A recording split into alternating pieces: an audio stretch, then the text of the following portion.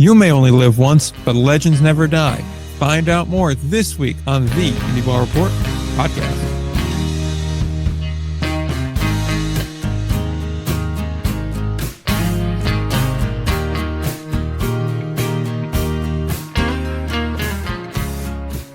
Back again for the 255th time, the Indie Ball Report returns with a coaching carousel, a new team, and I guess a new identity for an existing team that has had, what we call it, poor luck over the last couple of years.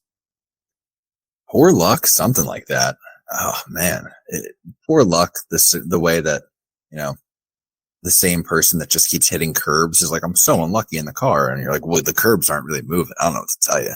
It's just like, it's so not my fault. Poor luck? Question mark. It's like, it's not my fault you park like Meadow Soprano.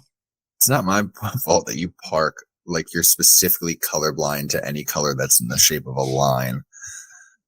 What I'm trying to say is, it's a lot like the Ralph Engelstein quote of, the harder I work, the luckier I get.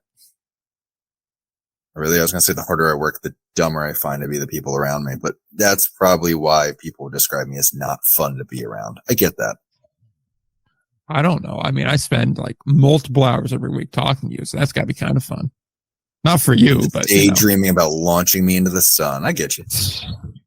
Hey, I'm not the one that correctly guessed the name of a You Only Live Once baseball team, which brings us to the first story of the week. I'm too proud of myself about this one. So yeah, man. Yeah, I'm happy to talk about it. Go ahead. Yeah. So as y'all may recall, I believe it was last week, we were discussing that there's going to be a team in Davis. We're waiting for the formal announcement. It was a weird kind of rollout here to build up hype. Like, it could be here. It could be there. We finally have all the details behind it. Instead of being called Davis, this 12th Pioneer League team is called the Yolo High Wheelers. Now, if you recall, Ryan threw out the possibility of them being called the Penny Farthings, because it's just the wheel bicycle that has the giant wheel and the small wheel in the back. Apparently, that's the thing out there. Is it was created there, invented there would be the term. Yeah. And it's like the cycling mecca of the U.S. Apparently, these are things I'm just learning now.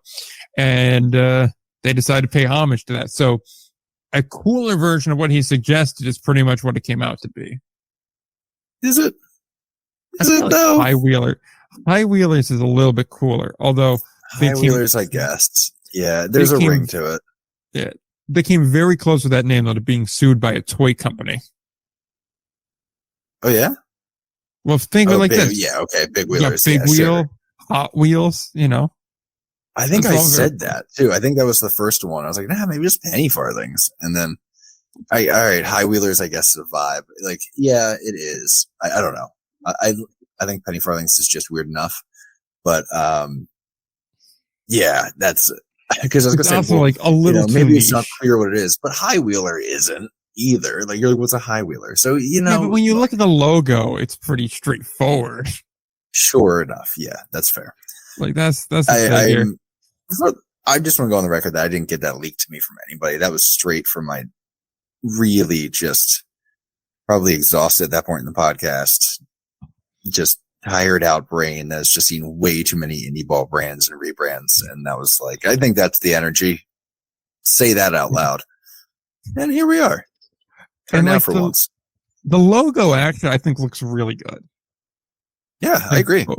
Like both the word mark and the actual logo, I do like it. I will say we got some Honey Hunter colors going on here, so maybe a bad sign, but it does feel kind of like at least the word mark to me. It looks like we took the color scheme from Gastonia and we mixed it with like the kind of look and aesthetic feel of Hagerstown. Yeah. Okay. I'm glad you said it, because I was literally looking up the Hagerstown logo at like right now to look up that letter mark. Yeah. It's the wings on the H and the W. Yeah. Yeah. Okay. So again, it does discussing logos is wonderful on an audio medium. All right. Get Google up and watch along with us. It's fine. We got this. Exactly. Most podcasts can play in the background, so you have no excuse. Yeah. What are you driving? Get your phone out. Take a look. God, in a Tesla, they put a goddamn iPad in the front seat anyway. Yeah. The problem is you're not rich enough. I think Ford does it too. So, I mean, like, go help my Ford stock out and buy a Ford. You have Ford stock too? Yes, I do. I bought it when it was $5 during the pandemic. Bros, I got it when I was like a little kid, I think. I don't know. It must have been like 10. I don't know. With this, so we did spend a lot of time talking about like predictions for the brand, concerns about the brand, concerns about Davis and the team going in there. At this point, now that we have a brand, now we saw some rollout, how are you feeling about it? I'm liking it a bit better. It's at the spot where I think we both kind of figured it would be, which is UC Davis campus. Decent sized seating, a little bit, I want to say unconventional to a professional market, because we've seen them before. A lot of indie ball teams and even affiliate minor league teams in the past have been on college campuses. That's nothing really new. But when you look at the layout of it, it's not maybe what you would immediately picture, and I mean this in a respectful way for what the Pioneer League is. It fits very well. It's still 3,500 seats, which I think is a good number to be at, especially in the more modern day indie ball setup where you want more of I'm going to use a realtor term and go a more intimate space. I don't think you need these mammoth sized stadiums anymore that seat 5,000, 7,000 people. That can become very cavernous on a Tuesday night and create maybe not the atmosphere you want for repeat business. I'd much rather have about a 3,000 seat stadium that, on Saturday night, maybe I'm like, ooh, we're getting a little bit too close for comfort with the fire marshal, than, have it be 6,000 empty seats on a Tuesday in July where it's like, ooh, this is really bad for the 1,000 people that are here. So I do think that's a good venue choice there. We'll get into the coaching staff, particularly the manager position, which is Billy Horton, something we've known for weeks now, a little bit later, because we do have the coaching carousel in the back half of this episode. But overall, I do like what they did. They have a lot of former Giants guys. Even Billy was in the Giants organization for a while. Gary Davenport was with the Giants for a while. I like the fact that general manager they took right from AAA Sacramento. So that's a really nice get in my mind. Yeah. The guy that, did ticketing especially for them and did a lot of like client-based sales, did a lot with the corporate sales. In that market, essentially. Exactly. Exactly. Great call. Exactly. Already have all the connections there. And that also puts me at ease a little bit from what we were talking about, where is this just kind of like a be here for 3 years while we get Oakland sorted out and then you can go ahead and disappear or whatever. That I do like. Former major leaguer and a fairly recent one, Jerome Williams, too, involved with this as a pitching coach. I like that a lot. I like the overall view Billy of Legend. it. Yeah.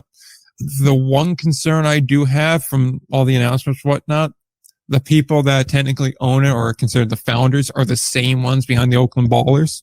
So that's two teams in that market that you got to manage. And it's very clear they care more about Oakland than they do YOLO, which is going to be getting really weird to get used to saying YOLO instead of Davis, but whatever. So I'm a little concerned about that, but on the surface, at least, it looks pretty solid, all things considered. Yeah, the ownership thing is, interesting. I'm trying to decide the word on it. We have a few of those situations going on right now in indie ball, and I don't think it tends to be spectacular. Looking at how Sussex County really seems to have their set up, and who knows what's going on with the Jackals at any given moment, and that Charleston has a good vibe, but Lexington now has been sold twice in 2 years after being owned by the Charleston owner. So, but we'll get to that second sale in a minute. Owning a team is hard and expensive. So, it sneaks up on you. Yeah. Boys, it'll sneak up on you. Especially when you're trying to get two teams off the ground at the same point in time, and you never know when that thing's spend money to make money, which means if you want to make money with two teams, you got to spend twice as much. Yeah, and I'll put it like this too, and we've talked a lot about some of the characters I'm about to mention in a second here, but it's a lot different when it's someone that's never owned not just a baseball team, but an indie ball team especially before. That's even more difficult than when you have a guy like, say, either like a Miles Wolf or a Frank Bolton that's been in the business for a while. They know not just baseball, but independent baseball specifically. Thoughts about them aside, they're not new to this. They know what the deal here is, and they know just about every challenge you can face. Now, how they face it and the way they go about it and the opinions you could have on their decisions, that's another situation entirely. But to say they don't know what they're doing or don't know how to get a team off the ground, that's not, that's not a fair statement to make. So I would maybe feel a little bit better about that ownership situation if you had one of those more experienced guys in there, someone that's at least owned a team before, even like a Mike Veck, who's had independent teams in the past, had affiliated teams in the past. Anyone that would have really has owned an independent team in the past, I feel like would have been a nice addition to have in one of these ownership groups, just so that way you have some more experience to relate back to. Even if it is from a different area of the country or a different league, there are still some through lines from independent league to independent league that could be useful to draw on. Yeah, first time ownership, man. It seems to be getting a lot of organizations these days. A lot of the trouble that you're seeing in the Atlantic League seems to be originating from that. Both teams are still up in the air with Lexington and Gastonia up in the air, as in, we're still figuring out what exactly they are. Not that they're not going to be around. We know they will be, but yeah, it's a lot of expenses. I mean, we kind of talked a little bit pre-show about just the complications of being the Pioneer League at this point where, you got a bunch of owners who got involved with affiliated teams that have now become indie ball teams and are now multiple years into paying what needs to be paid to run an indie ball team successfully. And we've got our eyes certainly on how that could play out moving forward and how everyone's holding up. I think some things could be shown this year. If there's, I don't know if there is an issue at all, but I'm saying if there is, I think this is probably the year where it's due to start showing itself a little bit more within the Pioneer League. So it's sort of an ongoing through line through multiple leagues right now of what it looks like to have an independent team and experiencing that for the first time, both in the personal sense and, the person to person sense for an owner, but also in the marketing sense and the finance sense, like how they handle that is going to be interesting because we have multiple teams at different parts of the process right now. So all that to say, interesting. I should keep an eye on that. And that's good podcast content right there, Nick. Yeah, it definitely. I mean, but part of what makes it interesting is having the MLB alimony checks stopping soon for pretty much everybody. Mm-hmm. So yeah. Assuming those aren't going to start back up again and there's no real indication to say that they are, you got to start to figure out, and especially really anything that was getting them is going to hurt, but it hurts especially when you're in one of these more remote leagues like the Pioneer League, where you're in Montana, you're in Idaho, you're, in Utah. These are not exactly areas where you could just jump to another league or do a different thing. It's pretty much you're in the Pioneer League because this is the only league for you. And the expenses are higher because just where you're at, it's tougher to get things. It's tougher to find travel to opponents. It's just more difficult to run that business. And now having the two California teams kind of out on an island, which I know in the past we've ran the numbers like mileage wise, like, oh, really? It's not that much further than X trip. It still is a bit different of a situation.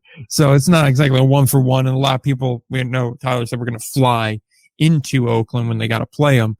But you can only do this kind of like a bridge setup where Oakland and Yolo will play each other 36 times for so many years, right? Like after 2 years of that, it's now like, all right, well, it's time for you to integrate with the rest of the league here and go to a normal schedule here. And that's just going to create a more financial strain on each organization there. So it'll be interesting to see what they do to kind of bridge that funding gap or, at the very least cut the expense down. Yeah. And it's funny, Benjamin Hill, who, if you don't follow Benjamin Hill, he's great. He's been doing reporting on minor league baseball for forever. And he'll occasionally sort of step in on indie ball news, which is always nice to see. But yeah, he reported what it was as it was happening, as it was being announced. I'm trying to find the exact tweet. Of course I can not. I just found it. Cool. He pointed out that the two California teams are going to be playing each other 36 times over a third of the total games of the schedule. And my first thought was like, oh, cool. Ben Hill reposted the Pioneer League YOLO announcement. And I was like, I don't know. It wasn't a super widely seen, tweet, but people around baseball follow him. And it's just a bummer to see something that looks so non-legit as a team playing another team 36 times. And I'm not faulting anybody on it right now. It's the situation. And I understand the purpose. This is not me being like, dumb idea.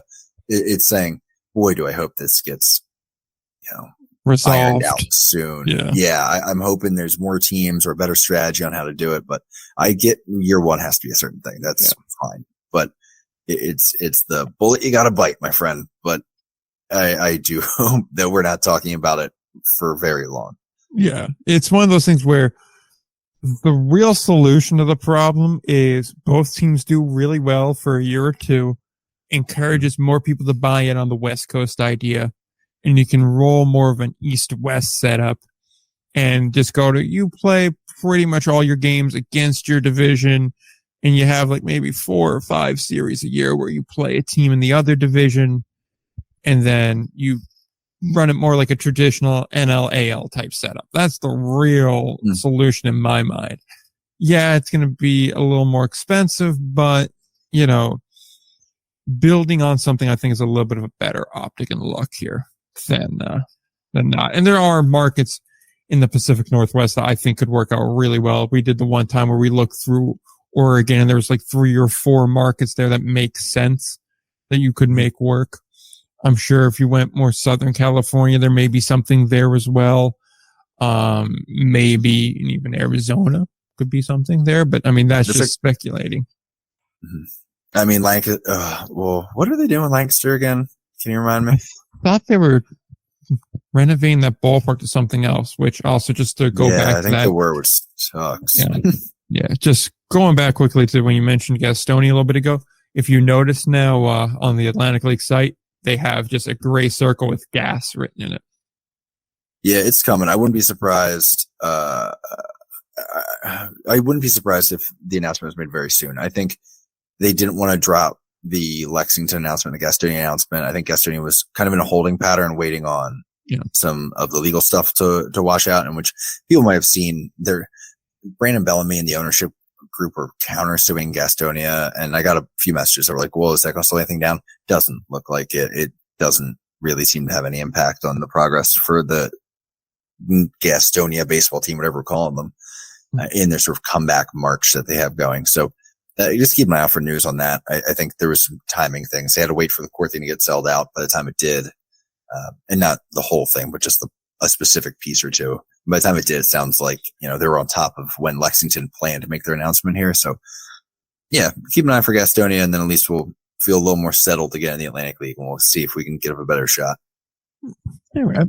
Definitely something to watch for. And also wrapping up the Lancaster point for California is turning into a soccer pitch.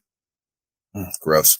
Let's wrap up the point on Davis by bringing it back to YOLO specifically, because you do only live once on the baseball field. You live and die with every pitch. Not soccer pitches, but baseball. Lou Ford is in 75th baseball life. Could we calm it down? Sorry to ruin a metaphor. What was that? It doesn't matter. It doesn't matter. We'll talk about Lou Ford later on, though. But we will. Nice. Damn. Yeah. I've had like a few good tie-ins, just not the right time, which is the story of my life, man. Any case, so yeah, about YOLO itself. Any other thoughts really on this? I see they also had hired a baseball ops dude too. Yes. Don't have much on that. This dude does not look old enough to have that position. No, but there's a lot of that in the Pioneer League. And he's got some help, because he's got some people with some affiliated connections around him, and that's going to probably help tie in a little bit. He's 22. This dude's 4 years younger than me. I mean, he's damn. I'm trying to say it without it sounding bad, but yeah, Pioneer League will do that. I mean, I'll be the one to say it. I mean, they're gambling on inexperience here. Not going to say he may not know what he's doing. He was with Billings for a while, so he is familiar with him. He was their director of scouting and analytics at 21. Mm-hmm. So there you go. Clearly there has to be a decent amount of skill there and some talent there too. So, and I mean, if you're going to get this kind of position, I imagine he's definitely a hard worker. I mean, I could have just fired my resume out there at some of these. Oh, well, just be like, why not? Hey, just like I'm not. because I didn't know that they were making that move so quick through the Pioneer. Yeah. And that's not faulting anybody. It's just like, damn, I guess that's right. The tracks. Like I heard they were making a move, but Yeah. that's not the guy I heard. So, yeah, this isn't coming down on AJ, by the way. It's not. Yeah, anything. no, like, I mean, I hear good things. Like he knows what he's talking about. He knows what he's doing. exactly. Like, saying he's young is a cheap criticism, so I'll own that. But it is a little bit when you have a new team building from the top. I mean, you would love a little more experience, especially when your GM's a local guy, but like he's not going to have any help on the baseball side. You got some guys with like MLB experience, but like how much indie ball experience on that staff? So it's just. He might be on an island a little bit, so we'll see. Of course, I mean, he'll have some help. I mean, I'll probably have some help from Tyler. You got to figure over with Oakland, so that helps. I'm betting there's going to be a lot of transactions between those two teams, just from the practical standpoint of getting guys back and forth. It's faster than, you need a pitcher tomorrow. It's better than trying to wait for him to come from somewhere else than pitch for the Bees one day. Neighbor. Pitching for ask the your neighbor. High He West probably next. just played the day before. Yeah, So what's the scouting report? They're stealing. They're not even stealing signs. They're just telling them. It's just the catcher from yesterday being like, "That's a curveball." Like, see it now. Should I give back the book? Nah, you're gonna be back in 3 weeks anyway. Just hold on to it. Right. Yeah. Oh damn! I have the wrong wristband out here. Oh shit. You just walk over to the other team's dog like, boys, I need to switch real quick. Yeah, right. He does, gets a line drive, and smacks a hole in his glove. He just walks back to the other team's dugout to get his glove from yesterday. We can see it now. Throws down the sign for a curveball. He's like, shit, that was a slider. Oh, damn, wrong signs. Just like, but the other, but the hitter did great because the other catcher's on second base relaying the signs, and he was using yesterday's stuff, so it's fine. Yeah, just shaking his head. That explains the Astros scout in the stands. Still doing that. I had to take a cheap shot. Yeah, you take it when you can get it, man. Yeah. Hey, I'm the one who pointed out his age. Of course, I'm taking cheap shots.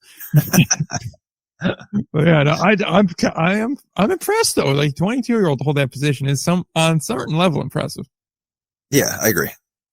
To summarize on YOLO, on the surface it looks pretty good. There's a couple of areas that we're gonna wait to see pad out, but overall it seems like a pretty decent launch, and we're looking forward to seeing how things go. That sound about right? Yeah, man. Get out your penny farthings. They better have one. I hope the mascot rides one. Be sick. I feel like they have to, right? Like, how some teams have the guy run around the warning track before the game with the flag. He's got to come out on the bike and just ride around it. Yeah. Like, it's too obvious. Or you can, buy a ball to, throw at them. Amazing. We're going to high wheel our way out of this conversation and segue into another legendary conversation, which we've been teasing on and off throughout that conversation. We just wrapped up the Lexington counterclocks era. Times ran out on it. So they've been sold to the Temerity Group. Yeah, you're there. All right, good enough. They acquired the team in the ballpark. Andy Sandler is the head of ownership, is going to incorporate some of the previous owners in there as well.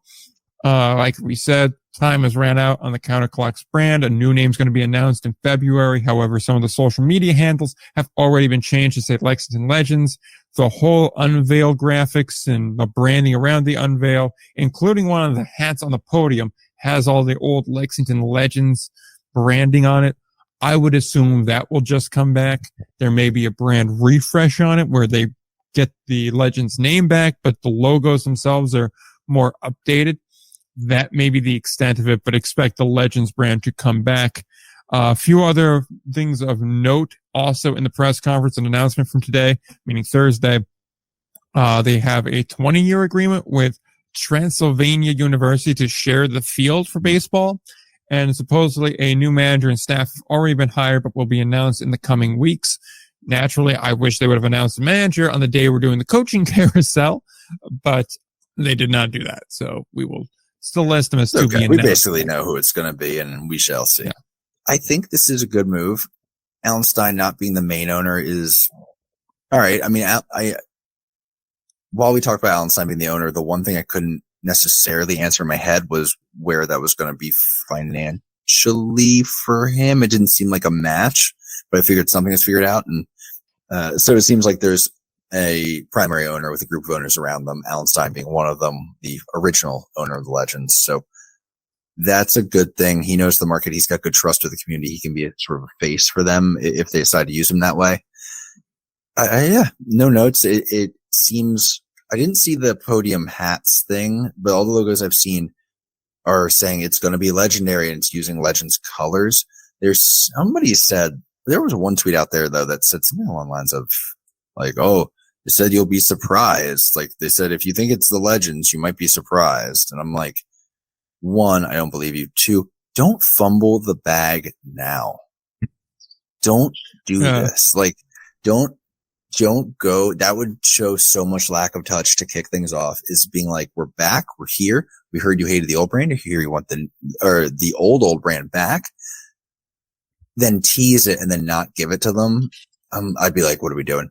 The question could remain, who has rights to that? That's an interesting thing. I have a suspicion as we sit and think about it that maybe the Legends brand doesn't live with them. I'm trying to think that through on the new ownership, because I remember I was getting the inside reports as that sale was happening, and like the merch store was cleaned out, if I remember right. That was like kind of the info. Like the brand and stuff was leaving. Yeah. And if that's the case, maybe they don't have approval for that, which is an interesting wrinkle too. But I mean, boy, it would be the move to like say, hey, good times are back, because that is how they seem to think of that original owner within Lexington. They really need that vibe right now because people are down on that team in Lexington. Yeah. Just to circle back to what you were saying from the one tweet here, it was from Alden Flowers. Alden underscore Flowers 1 on Twitter, for those that are wondering. Yeah, he did good reporting on this today. Yeah, he was the main one, and we were retweeting a lot of stuff. And the tweet in particular we're talking about was from him saying, no new name today. The team name will be announced February 15th.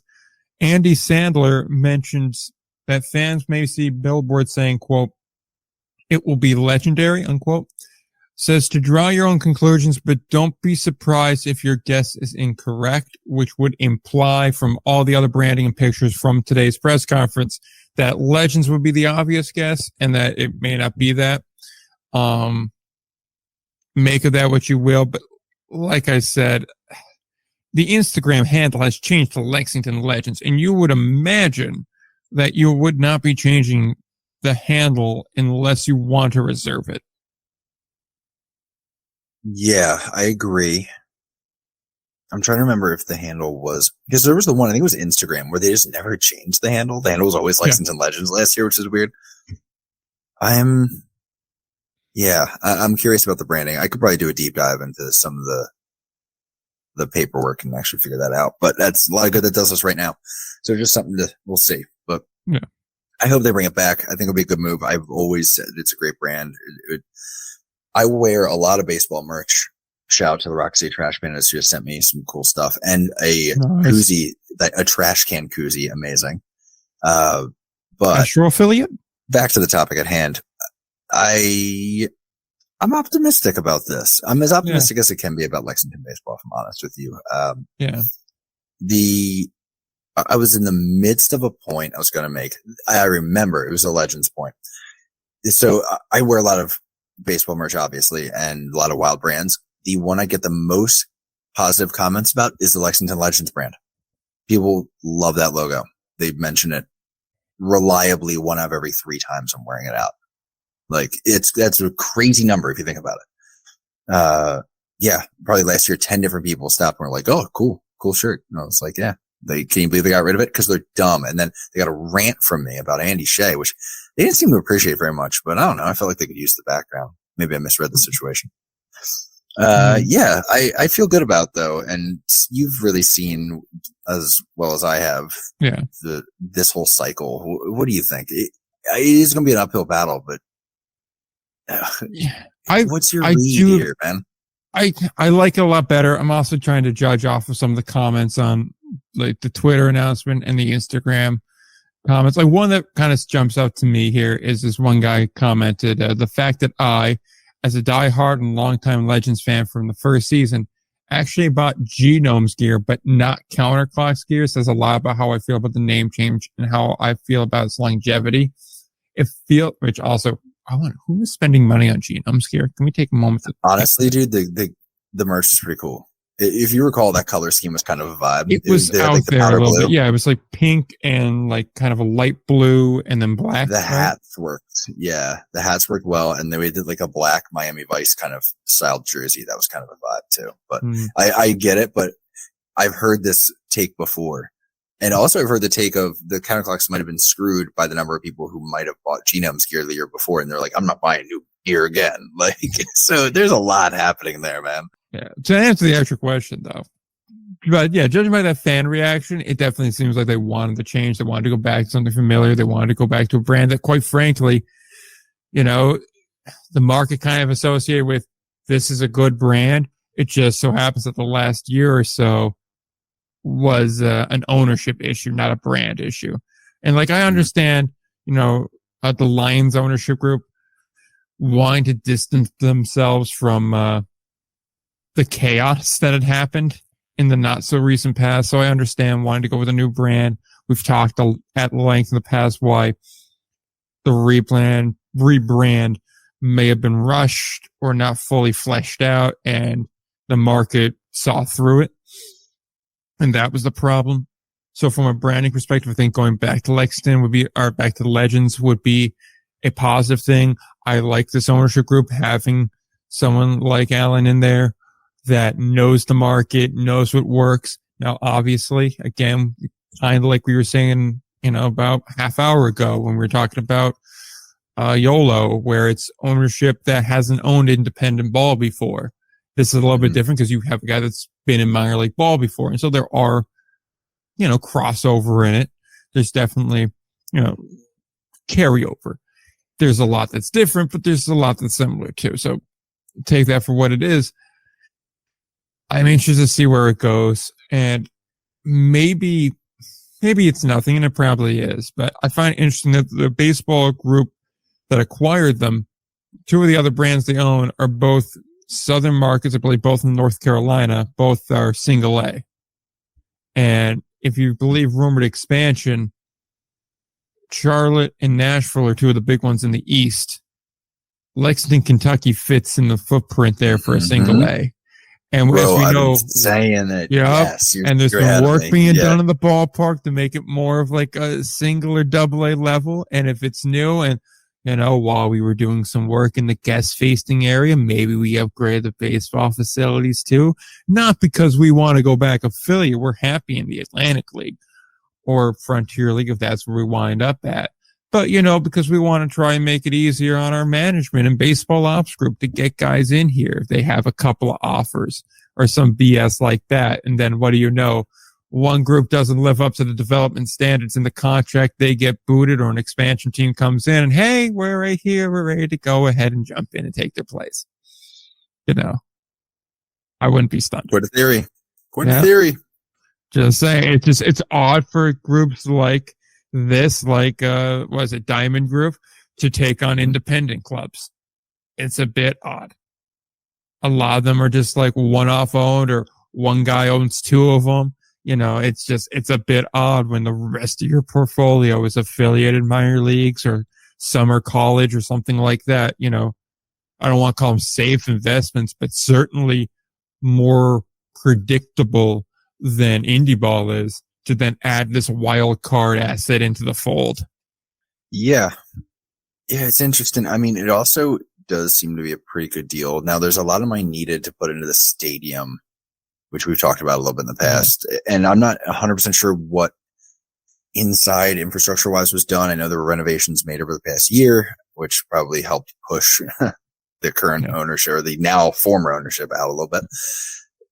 I think it is noteworthy as a positive for the ownership and as a thing to watch if you are the league, that according to the paperwork here, this team was sold for it was all sold just over a year ago for 4.3, almost 4.4 mil. It was sold this time around for 3.2 mil, losing $1.2 million in value in about 15 months. So that's roughly about 25% of its value. Yeah, dude. That is not good. Not good. Hey, look, not really a stock guy outside of that Ford stock I've been holding since I was 10. But I'll tell you, that's not what you'll want to see. It's noteworthy at best, which I think is a way to phrase that. Yeah. And what was you would know this better than I would. What was the expansion fee for the Atlantic League again? That was I think partially waived for them. Okay. But I'm just saying, I still think it was six figures. Okay. I think it was 6 figures. Okay. So, part of me is almost like, are you better off just folding the team and then immediately petitioning for an expansion team in that market and totally gaming the system? Now, the people that have to make the decision to let you in may be like, no, you're not doing that. But if it's only a 6-figure versus having to pay, a certain amount.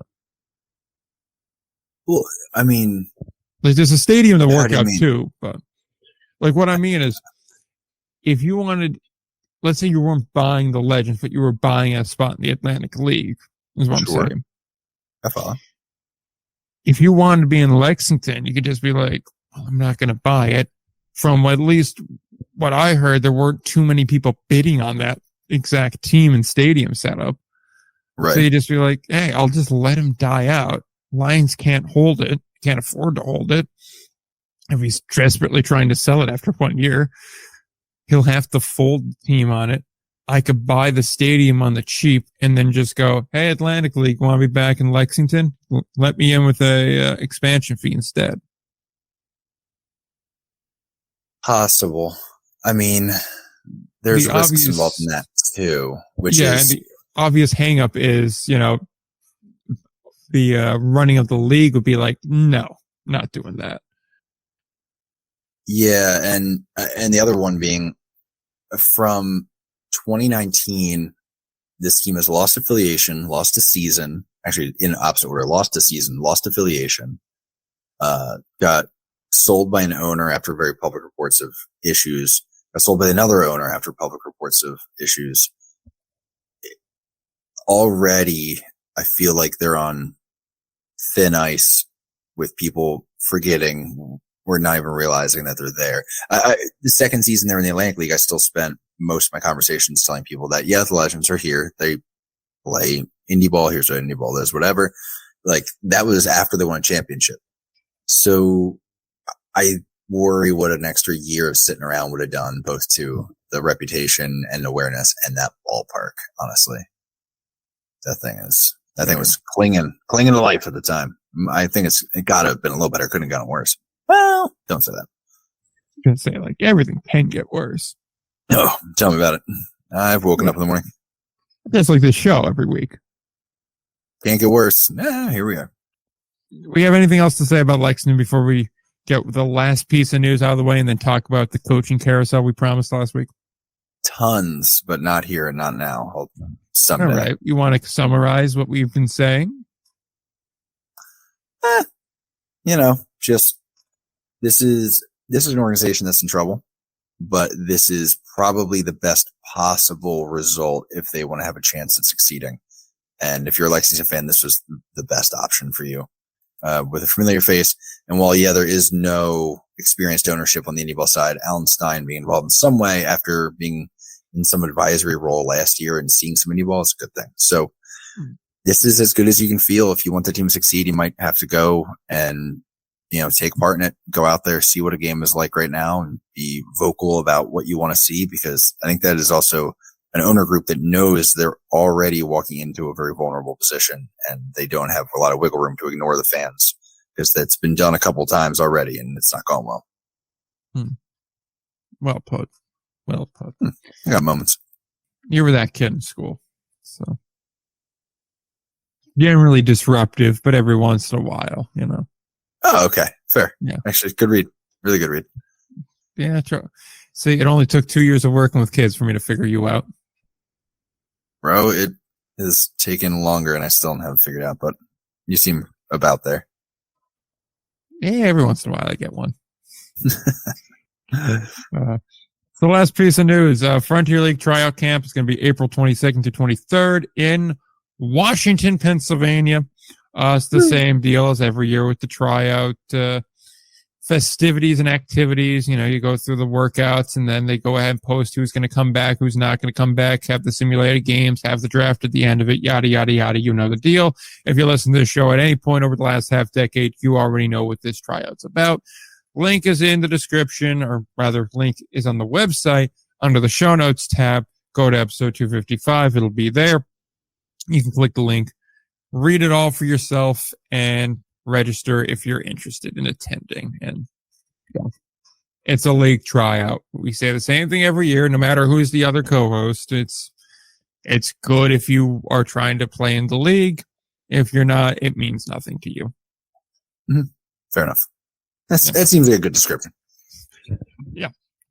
And it's also kind of expensive at points. Each league likes to charge their own number. Yeah.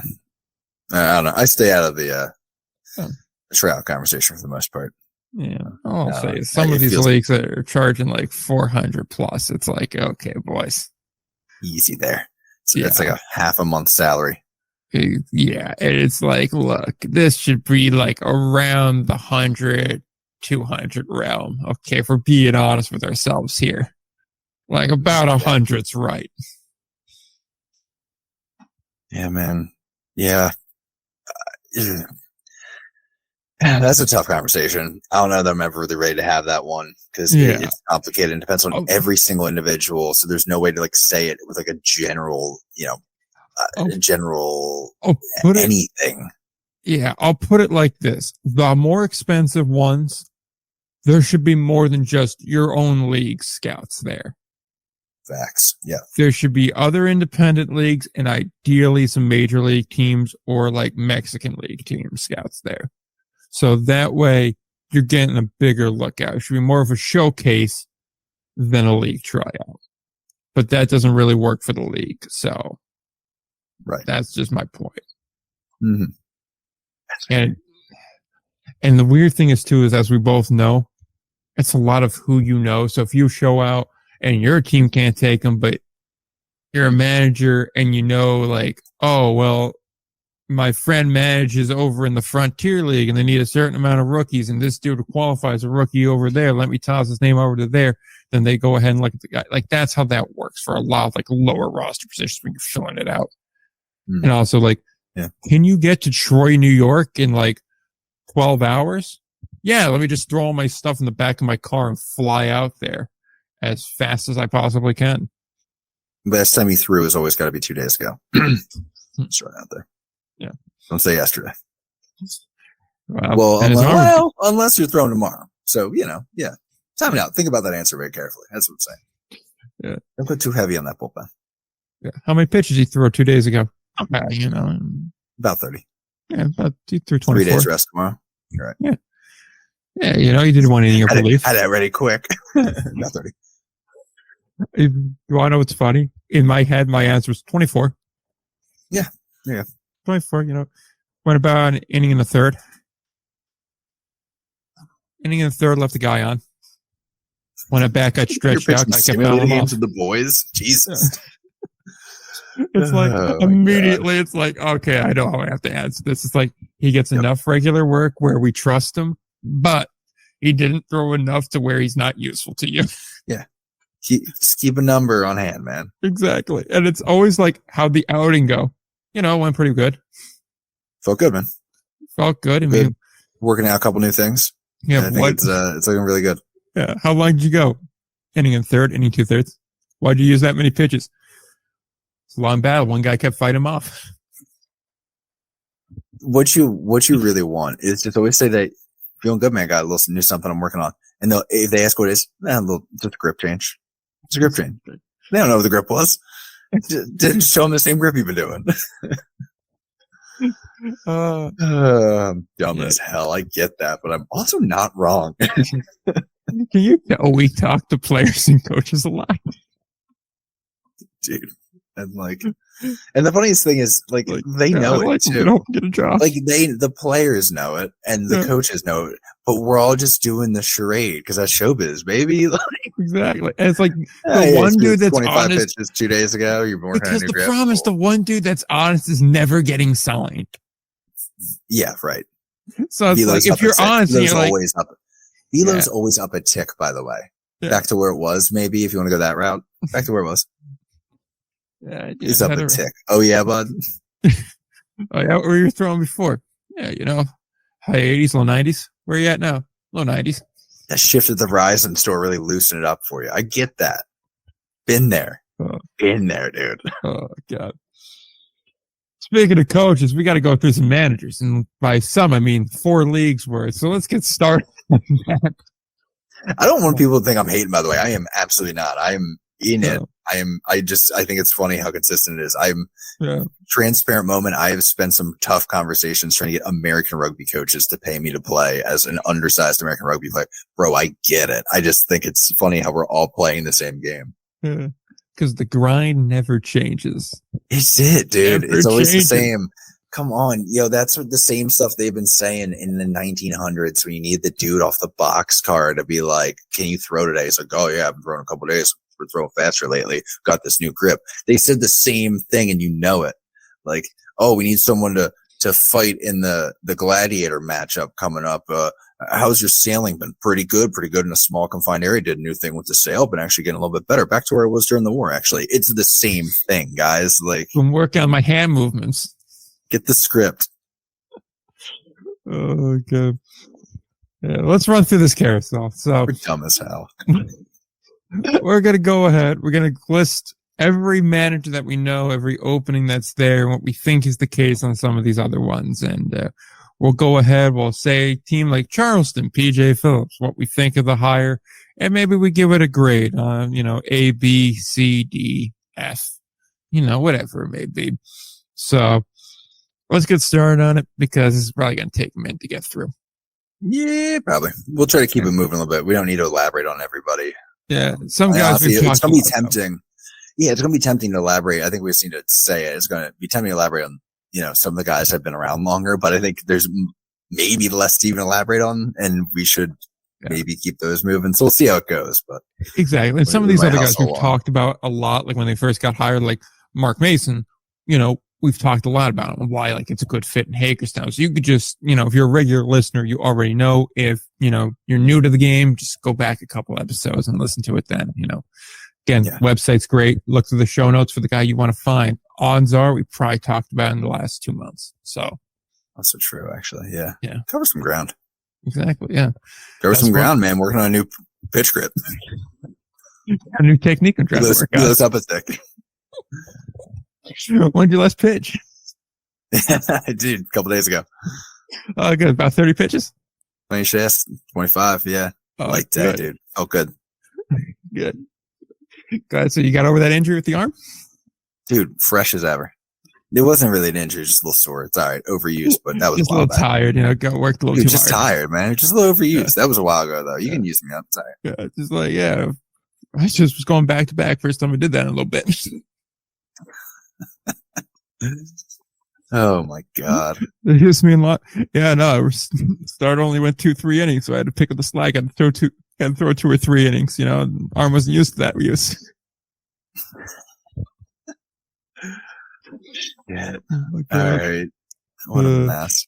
Let's start with a favorite around here. We'll go with Charleston, we'll go PJ Phillips. Thoughts of the hire? Good hire. I mean, Carson and Table all know that either of them were super excited to work together again, but, Andy needs a manager. People don't necessarily, they're not lining up to work with Andy right now. PJ's dealt with Andy before. And, better than Jersey currently, which is saying something. So yeah, I think it's a good move for all. It's a good move for all involved. I think it's probably more of a short-term thing, but yeah, I mean, PJ, if you track it, like he's won down at the Pacific Association level. He's won his first year in the Atlantic League. He took Jersey with all the weirdness that was going on there. It took them damn near the championship. So yeah, it's a good bet. The guy delivers. We'll see what kind of roster he has the freedom to make. I feel like he might kind of have, I don't know, could go either way, man. Could have Andy over a barrel a little bit, and that way he has to, actually fork over some cap for a good roster, but he also might be, who knows what the financial situation is there. It could be an interesting year. Yeah. I like the hire too. I think he wins just about wherever he goes, and he obviously knows how to handle difficult situations. And overall, Charleston is a market that we've seen people be willing to go to in the past and working in the past. And, I think he can definitely make it work there. And I'm interested to see, especially now with the realignment there, is that a situation where he can win that division at least one part, or put them in a position where a wild card opens up, they can take it. I don't know if that's necessarily the case, because I believe Charleston's still a South Division team, right? Yes. Okay. And then they're going to have to, well, then again, no, because Gastonia is not really going to be Gastonia anymore. So could be. It is here, and we're going to see some familiar faces. Oh, okay. Well, then that changes the game a little bit. That changes the game a little bit. It does. A little bit. Yeah, so that's the case. If the important faces return, then in that case, there's two giant obstacles in the way. So we shall see.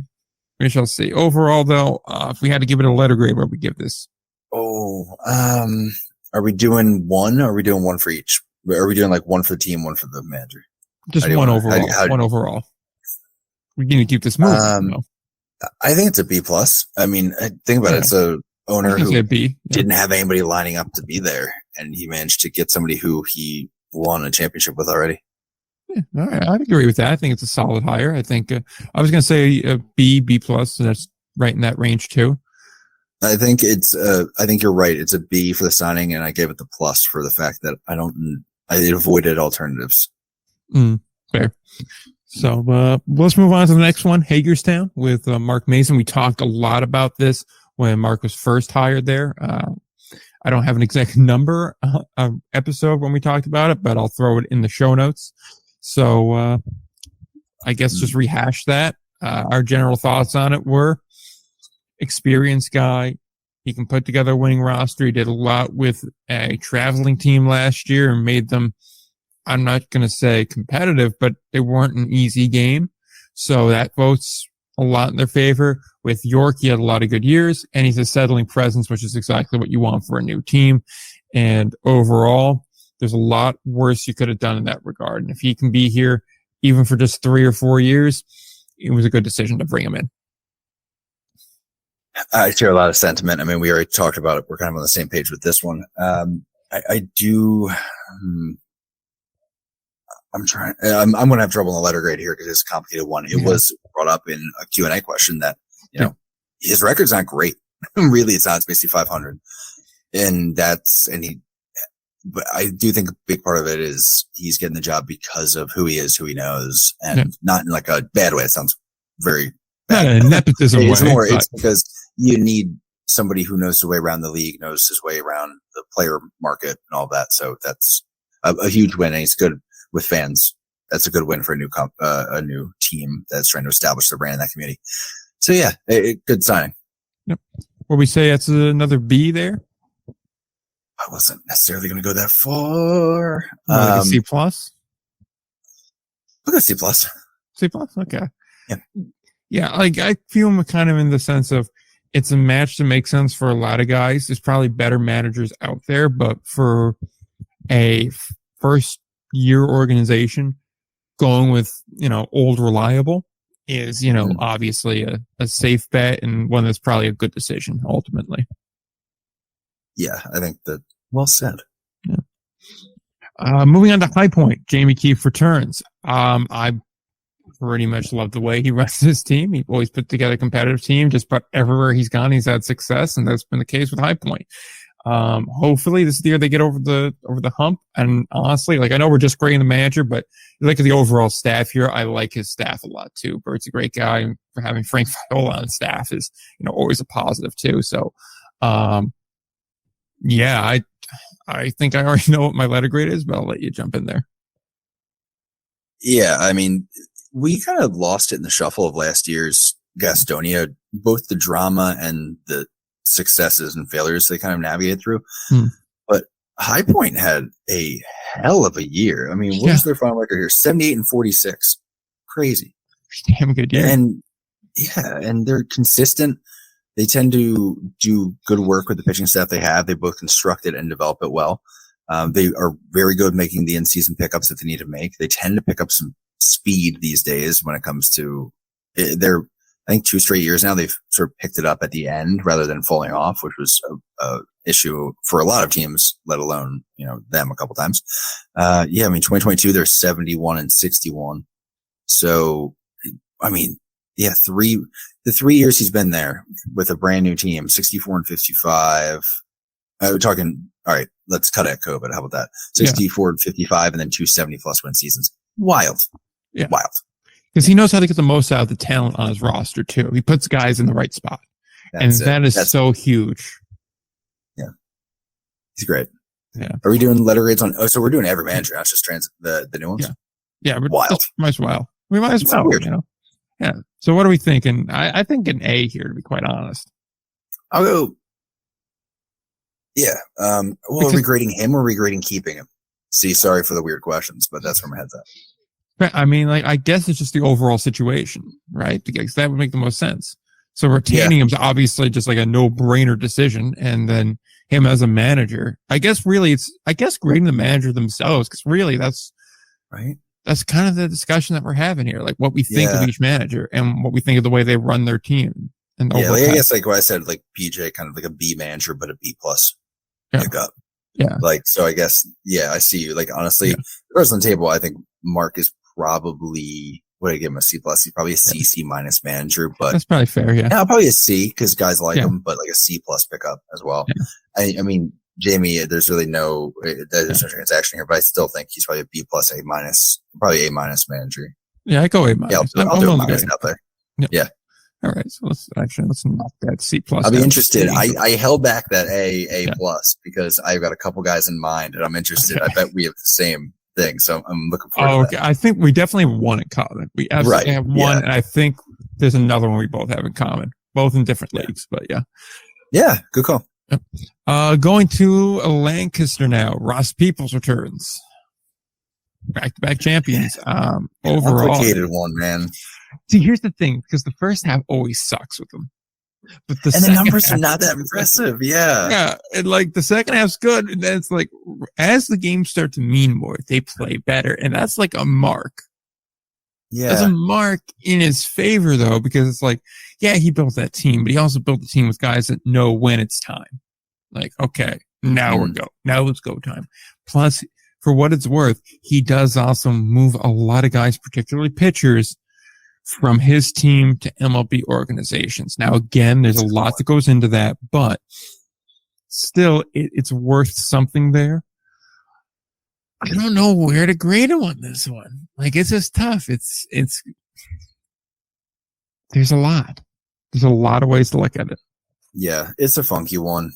I mean, 2 championships. At the end of the day, he's delivering. So you got to kind of think of it from that perspective before anything else.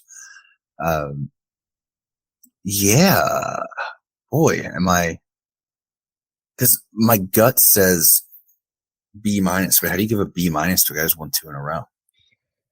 Yeah. It's gotta be B plus, B. I would go B because I'm going to go. I'm tempted to B plus though. Here's the thing though, because I was like almost just judging off of regular season results. I'm almost like C plus, but then the double championship thing instantly got to raise you up to B bare minimum. I'm going B. I'm feeling it. B. Yeah, I'd agree with B. Yeah. I'd agree with B. Because, like, here's the thing. It's like, is he one of the top 3 managers in this league? He's certainly knocking at the door. Yeah. Yeah, I actually would probably put him number 2. Yeah. All right. Moving on to Lexington. That's still to be determined, although we have our beliefs. Yes. So, do we want to go into that or leave? Nah, we'll let it ride for now. Okay, we'll let it ride. No need to crack that open necessarily if it's not going to happen. Fair. That's fair. And also, I don't feel like dealing with breaking that. If I'm really honest. You're going to be breaking a different person later on. Oh, God. Anyway, it'll be fine. It'll be fine, Lexington. Hang on. You already got a whole segment today, so you got nothing to complain about. Right. Moving on, Long Island. Lou Ford gets the call. He replaces Wally Backman. This is it's hard to say because there's no precedent to go off of here. He's been a player coach for a long time, so I guess we can go off for something like that. He's a guy that's still in touch with the player today, I guess would be a way of putting it. He seems to be fairly well liked. He's a company man as far as Long Island's concerned. Right. And you would assume he's able to work within that structure because he's worked within that structure for like a decade plus now. So that bodes in his favor, but I really don't know what to make of his managerial chops. So it's hard to say, but he also was in the majors for a while. So he's got to, know the game well enough there and to put yourself in a position to even where now in your mid 40s, you're still performing at a fairly high level on the field tells me you understand what it takes to be successful. But then there's the in-game tactic side of it where it's like, okay, it's a lot different being a player versus being a coach, and being a player coach is different than both of those things. So I don't really know where to grade him on this.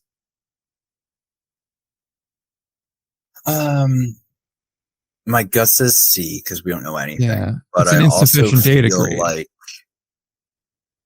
if he got that job, from people who know his work, and they got that job probably with at least some form of input from some of the players there and the other coaches, maybe even who know him, and the fans who know him. Yeah. So I'm going to leave it as C plus for now with a big old wait and see because that could be even better. I think C plus just based on what we know about him already. We'll see what the end game looks like. We'll see what I don't know. I feel like he's probably for the boys. That's the vibe I get.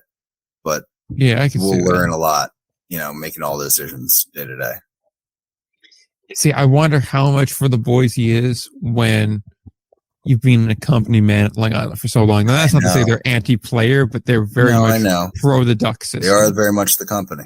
Yeah, exactly. Yeah. I feel like that's almost how you refer to Long Island going forward, is the company. Right. I'm going to stick with my C plus, bordering on a C, but I'm going to give it a C plus. I was going to say a C just because that's the middle tier grade. Yeah, I know.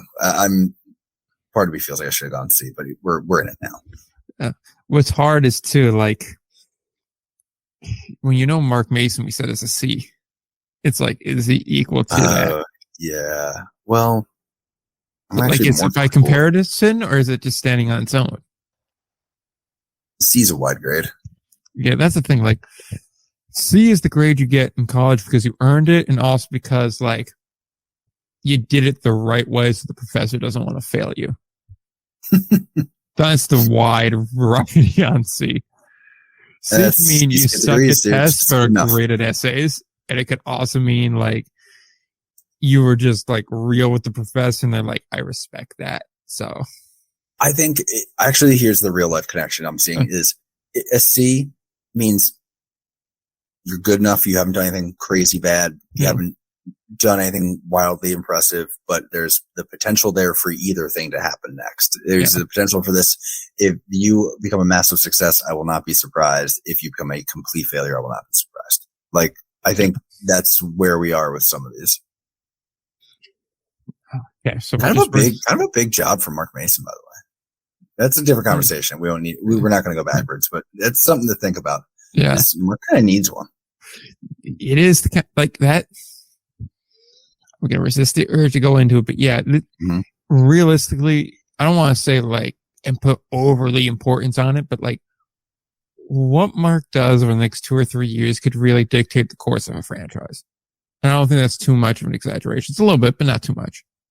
And man, if you can come through in the situation he's been put in, I think it puts him it gives him a couple mulligans. Like, that's what it's about. Like, you don't want to have one where you're like, dude, if this year's a garbage fire, even if it's somewhat out of my hands, that could be it. Yeah. You don't want that. And I feel like if this is a rough year, of course, there's a new team, whatever's, but he could be getting close to that. Yeah. I think though, a good year in this situation, they're like, Mark, it's Mark, baby. He's that guy. Like, and the thing is too, because of the situation it is, what a good year is a lot different in Hagerstown than it is in York, than it is in, say, Long Island. Because I think Long Island in particular is in a situation where it's like, there's been some down years here. It needs to change because Long Island doesn't do bad for that many times in a row. No, I'll cede to Mr. Atlantic League. Oh, no. I was just going to say, as I think about really what you brought up a good point of what is good and what is success. And you know what? I hate to say, no, I don't think it's anything wrong with it. No. I think success is at the end of the year at the owners meeting, Hagerstown is saying, yo, we're glad we did that. We're glad we went Mark. That was the guy. Yeah. That was our guy. We got him and we're glad we did, because that is the kind of thing that resonates. So hopefully that's the vibe. And look, I mean, he's got a good reputation too. Like, it's not like he needs to fix anything. It's just, hey, he's not, winning ways have drifted a little bit. So that's something that, and it could have just been, and it could have just been, it got stale in York. That happens. Yeah. It gets stale in an organization. He was there for a long time. Sometimes you just need to change it up. Yep. I feel you. Yeah. And I mean, it's the North Division. There's some weaker opponents in the North. That is accurate. I'm interested to see how that goes. It just takes 3 good weeks in the North to really put yourself in a good spot. Likewise, though, it also just takes about 10 bad days to put yourself in a really bad spot. So that's the fun of the North. Speaking of traditionally Northern teams, Southern Maryland, which is now a Southern team, which is a little weird. Stan Clyburn up. Yeah. It means the obvious of, I mean, you got to win. Yeah. It's just always something with them. And I don't know if where it comes from. That's the one where it could very easily not be a Stan thing. You know what I mean? Like, it's a hard the fact that they never have more than like 2 or 3 guys with major league experience on the roster at a given time. Like, I don't know that it's a Stan issue. I just think it's like one of those guys is Daryl, like permanently. And then it's like normally by like end of July, they were poached to hell. So and where they are, it's just so far away from everything. It's not exactly it's a tough one. Like, I get it. Guys are happy to get the opportunity to play, but like, let's be real for a minute. If you got your choice between, say, Lancaster, Southern Maryland, or somewhere in the association, like, I don't know, call it Milwaukee or Kansas City, we know where the tier list would be. Right. Oh, man. Yeah. My thing when it comes to Stan is always, here's his indie ball track record, is missed playoff. This is going back to 2011. Missed the playoffs, missed playoffs, lost league finals, but I believe in 2015, I'm trying to Somerset year, right? Yeah, I'm trying to just jog my memory. Was that league finals as in the Atlantic League finals? I think it might have been. Believe so, yeah. Yeah, that's what I thought too. Yeah. Okay. Yeah, they made it to the final that year, and then they got their brains beaten. I think it was like a 3-1 series, if I'm not mistaken. Yeah, something like that. And then he went to Newton, missed playoffs. COVID year, lost in first round, missed in playoffs. So that's 1 playoff series win since 2011. That's not, look, I'll be the first one to say playoffs are random, but like, it is one of those things where like, I mean, damn, it's an 8-team league for like most of that time. So it's a little tough. That, and also a lot of times in there, you had teams like the Newark Bears that were on their deathbed. You had teams like, the Road Warriors in there. You had some other teams that were just kind of, piecing it together, limping along. I mean, there were some weaker opponents in there too. That being said, though, every year, at least since I started doing it, at least one person that's covering the Atlantic League always says Southern Maryland this year. They got a good team, and they always have their paper champions. And every year, like since I think it was 21, I kept saying they're the Carolina Hurricane or Florida Panther of the Atlantic League, where every year we go in saying, this is the year. Look at this team. They're going to be good. They're going to learn from last year. They returned some pieces. The veterans are always going to be great. And then it's always something comes up. They have a bad 2 weeks. They lose one or two key guys. Normally it's batters because they don't have any of them really to begin with. And then they fall just short. And it's like, oh, well, they did it again. So, like, but the consistency to keep being in that position, though, does mean something at this level. And so, like, I know we got to make a decision because we can't run too long on any one person. Yeah, we are running. But like, it's so hard. I hate to go with a B because it feels so generic.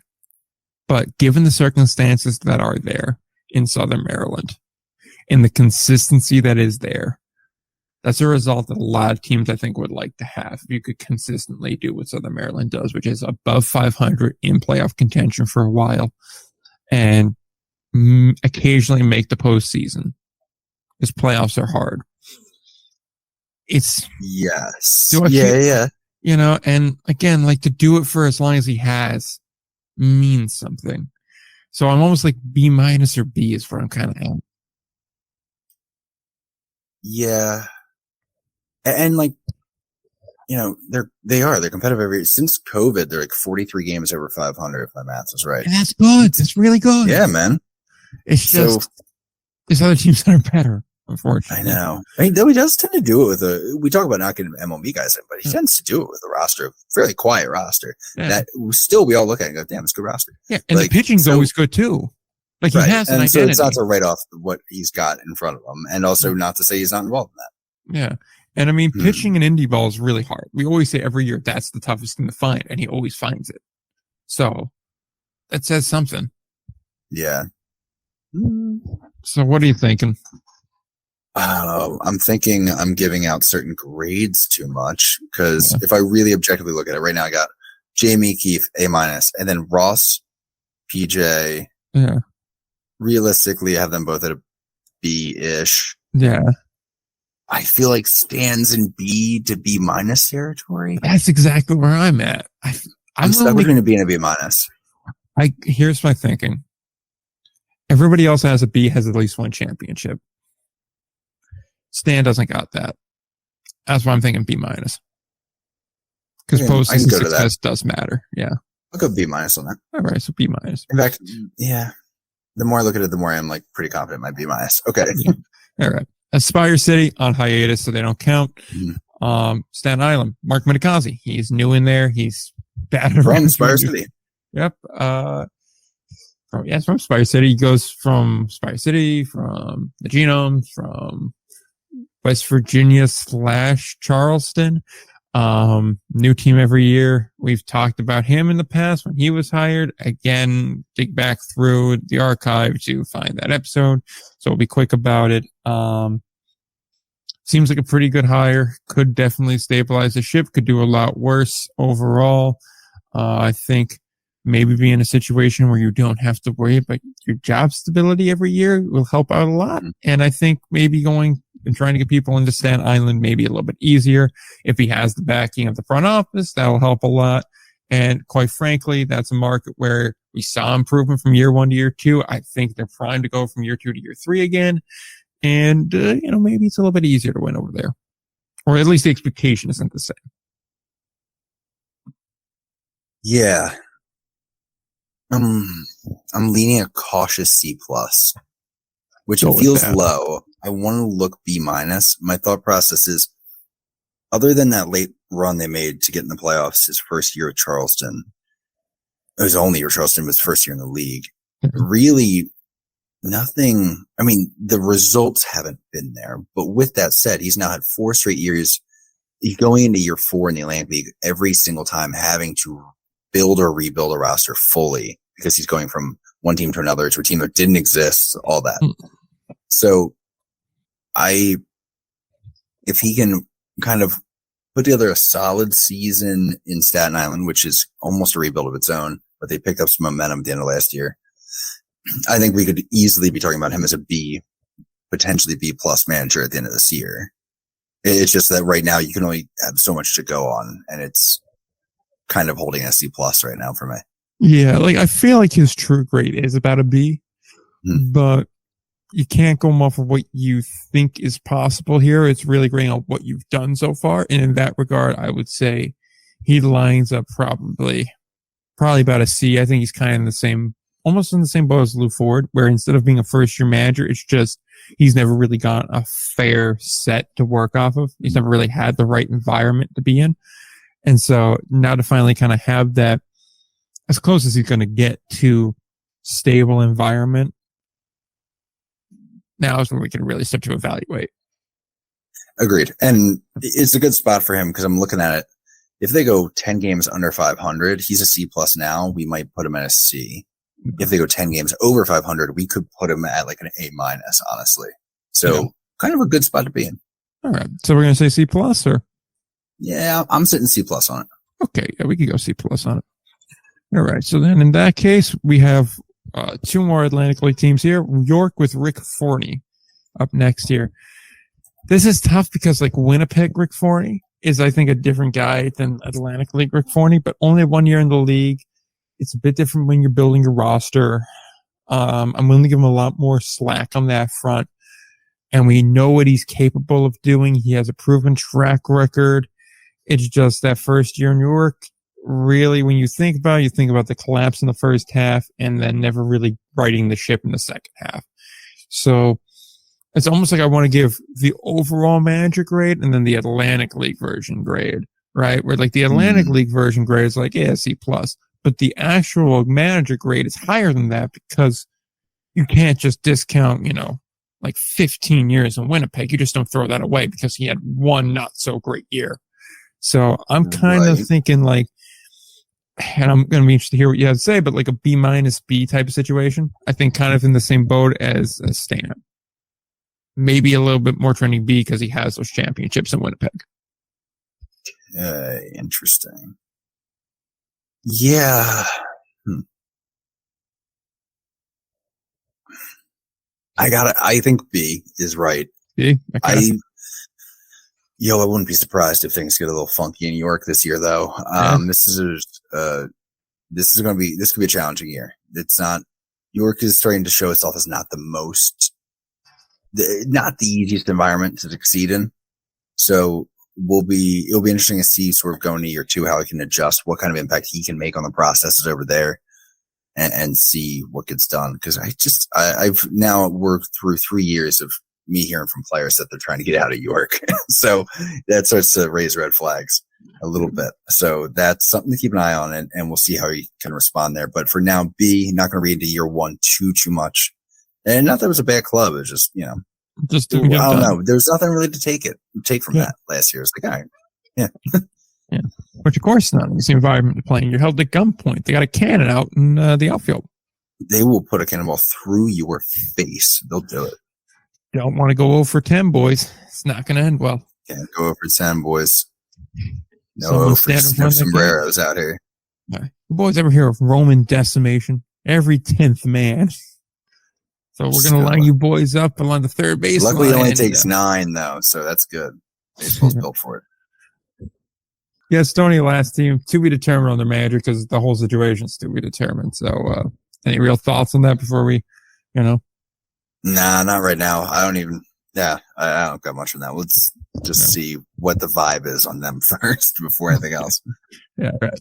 You don't have to worry about. Don't put this on them. Yeah. All right. So, finishing out the Atlantic League, the top 3, Jamie Keefe in the 1 spot with an A minus. And then it was a 3-way tie for second between PJ Phillips, Ross Peoples, and Rick Forney. I'll probably go, if I have to, I'd probably go Jamie, then Ross, then Rick, with PJ very close. One of those ones where PJ and Rick, we're both going to learn about them a lot this year. Well, honestly, you'll see. Both are kind of in challenging vibes, both in, settled back in here. It'll be interesting. Yeah, definitely. So moving on to the moving on to the American Association, we have Fargo up first with Chris Coast. I have a soft spot. Yeah. I'm going to be open about that. That's tough. Shoot. He's a good manager, dude. He's a really good manager. He built up Fargo a lot. He's won a championship there, Had a couple of deep playoff runs there. I think it's a B-. Last year was worrying. There was not a lot of life. True, but I mean, I kind of want to go a little bit higher. I'm thinking more like a B. Championship matters, man. We've already kind of set the precedent too with the Atlantic League. You win a ship, you're at least a B. You're right. Taking that into consideration, probably should have him at B. Yeah, keep honestly. In mind too, there's a chance that he would have won more than just the one if not running him for the buzzsaw that was Kansas City. Right. And guys seem to like Fargo. There's something to say for that. Yeah. Fans seem to like him. Yeah, seems to be a good fit. Yeah, B. I'm comfortable with the B. Yeah, I go B there. All right. So I think now we're up to what I think is going to be our first just clean A, maybe even A- with Kansas City and Joe Calfapietra. I mean, dude, he wins wherever he goes. You look at the teams he builds in Kansas City; they're absolutely dominant. I mean, what was it? 2-3 years ago, we saw one of, if not top 5 indie ball teams assembled with the one Kansas City team, won 70 games out of 100. I mean, that's just insane. Yeah. Like he won more games playing like 26 fewer than some Atlantic League teams did. Like, it's gross. It's nuts. I mean, like that alone. Plus, you just see the amount of guys he moves on to the next level, and he just keeps going. It's so impressive. He won with the Jackals. He's won with Kansas City. I feel like if he's not an A or A+, then there isn't an A or A+ on this board. Honestly, I gave him an A+, and I did it without really thinking too hard about it. Like, usually you're like, oh, are we sure about that? We're able to, nah. Like got it. Still gets big names in, signs big names, gets guys promoted out, gets a good product on the field for the fans, gets an entertaining product, by the way. Their games are good and fun. Manages pitching well. In game does a good job. Off the field teams do a great job. Yeah. A+. Yeah. There's no real downside there. So, let's move on to another former manager in the Garden State, but now in the association with Lincoln's Brett Jody. Brett's an interesting one. Yeah, man. I feel like a lot of people feel like he's probably a better manager than he is. He's a good guy, and I like him as a guy. But as a manager, I gotta be honest, I think he's like a C+ type of guy. Like, his hallmark kind of pitching, but his pitching hasn't really been there in Lincoln. He never really, he won in New Jersey, in Somerset a bit, but Somerset. There's a much different thing. It's easy to get to Somerset. It was such a well-ran organization. Right. In Lincoln, it really hasn't been the same result there. He moved a couple guys on, but not overly many. I've never really seen a Lincoln team under him be overly dominant, but they've also never been truly terrible either. That also being said, I believe it was his Lincoln team that did manage to kind of fumble the bag at the very end against the travel team. That's not what you want to see there when they don't wake up to win a series where it was just win 2 of 3 against a team that hasn't won 20 games all year, and you lose the last 2, getting shut out in one of them. That's not good at all. Now, granted, it's baseball, weird stuff happens, and when you're playing for nothing but then to say, all right, guys, the season's over. We're not doing anything else after this. But if we win this game, we can end their season too. That's really powerful motivation for really competitive guys. So I don't entirely put that on him. But at the same point in time, you got to beat the Apollos. That's not good. That all said, he still brings in some guys. He still does find talent, and he makes do with what he has a lot. It's just, I understand we set the precedent where if you win a championship, it's a B, and I literally just used that to justify Coast's B. But overall, I feel like he's a C+. I'm open to moving it up, but that's where I kind of am at. I went back and forth. I landed on a B. Okay. With openness to that falling off, and he sort of is. I guess I'll just give how I ended up there. So my first thought is I'm not going too harsh on some of the Lincoln results because I know that things can be a bit tight in Lincoln, and can be a bit, you can be working with some constraints. I get that. However, when your success years came with an organization like Somerset and your down years are coming with an organization like Lincoln, it starts to make me wonder if it's more the organization you're in than you. Yeah. And that's where I'm like, I backed it down to a B, hovering over B minus. But like, if this New York is a garbage fire, it could be more of a like, okay. Like, there could be a lot of teams like, we know who Brett Jody is. That's all right. Hopefully, I mean, again, nice guy, rooting for good things, and hopefully it's not like that. But definitely, but I don't know what word is I'm looking for. It's not hot seat. That's dumb. That's not a hot seat. It's he's still a good manager. He's a stable manager. Like, it's something that we're watching. Yeah. There's a word there, but I won't come up with it. Somebody's yelling it into their, podcast app of choice right now. But it's definitely, he's on that radar of like, gotta watch that now. Like, I honestly, who is it we were just talking about? And Mark kind of is on that, and Rick Forney kind of that sort of vibe for me. Yeah, I can see that. And I'll put it like this. This is a year where I need to see Lincoln in the postseason. I need to see it because I'm looking at that division. I'm like, Fargo, probably a playoff team. Kansas City, you kind of pencil them in. There's Winnipeg under Logan Watkins, and we'll get to him in a little bit, but like, that's a team where it could go either way. Sioux City, a team that could go either way. Sioux Falls, very much a team that could go either way. With Sioux's there, really, they're both in that grouping. And then there's Lincoln. That's a division where when all but two guys make the postseason, I kind of expect you, if you're going to say you're one of the top tier managers, to guide your team to that point. That's fair. Yeah. And again, I'm not going to hold it past you if you fall short, because you got like, well, then again, it is a pick your opponent type thing too. So like, if you wind up with Kansas City, if you wind up with Fargo, I'm not necessarily holding that against you, because those teams are always, a certain level. I would say like they always produce something a little bit extra, and it feels like they don't have the same restraints. So I'm not going to hold that against you as much, but I need to see competitive games in the postseason, and I definitely need to see a postseason spot. Yeah, no, I agree fully. And speaking of the Sioux, we got both of them up next. Sioux City up first with Steve Montgomery. What's your vibe? Been there a while. Guys seem to like him. He doesn't move that many guys to the next level, but admittedly, the American Association is kind of like the second league as far as moving guys along. Atlantic League moves more guys. It's just in the numbers. And I think it's a little bit hard to get scouted in Iowa than it is in, say, Kansas City. Just, accessibility wise. That being said, I mean, he has some penalty guys. He brings in some kind of low key guys. Chase Harris is a dude that I like a lot. Solomon Bates had a wonderful year last year, and same thing with Matt Lloyd. There are guys to produce there, and he has won in the past. However, it's been a minute. But he seems to know the area. He seems to really care about the team. People seem to like him overall. B minus, B plus, probably trend a little bit more B minus. Yeah. I put him at I put him at a B. Okay. I can live with the B. I'm giving out a lot right now, but that's kind of, a B is kind of where I've been with a lot of the American Association. I'm honest. It's a lot. Yeah. If I had to give a numerical value to a B, it'd be like an 84, 85.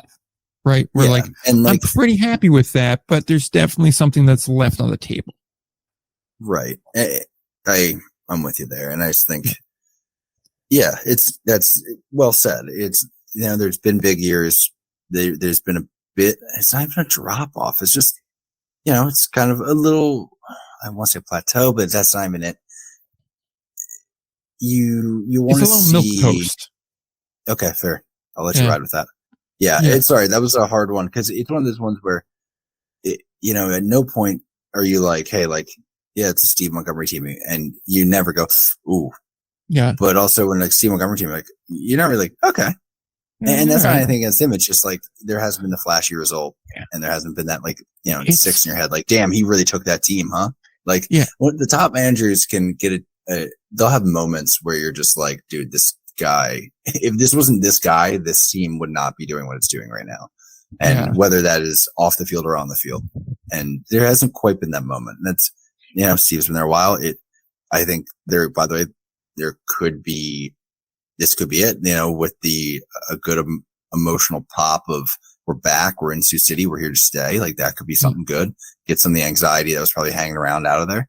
I think, this could be setting up for him well, because that team did look pretty good there at times last year. Yeah. And two things that came to my mind when you said that. First thing is when you hear a Steve Montgomery team, I always have the reaction, yeah, like, okay, let's watch it. Let's see what it is. It's never like, oh, okay.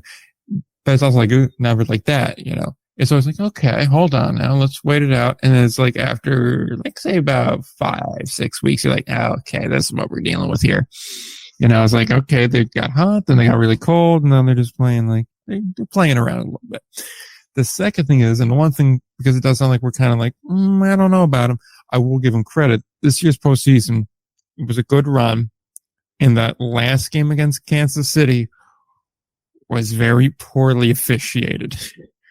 Right. The pumping in that one was very suspect. I don't want to call it Lakers Kings-esque because that's a little far, but if you're an X's fan or had a rooting stake in it for Sioux City, I could understand why you're upset. And there's a reason why I distinctly remember tweeting it going, man, Josh Schaub's phone's going to be off the hook tomorrow. Mm-hmm. Yep. God, man. So, feels like so long ago. I know. Yeah. So I'll give him credit on that. Like if that game's a different way, them being in Kansas City is, a little bit more surefire, which I believe would have sent them to the final against Chicago. And I feel like Sioux City versus Chicago is a much different series than Kansas City, Chicago. Yeah. Yeah. I'm sorry to say yeah, but you're right. Like it is a different story. It isn't.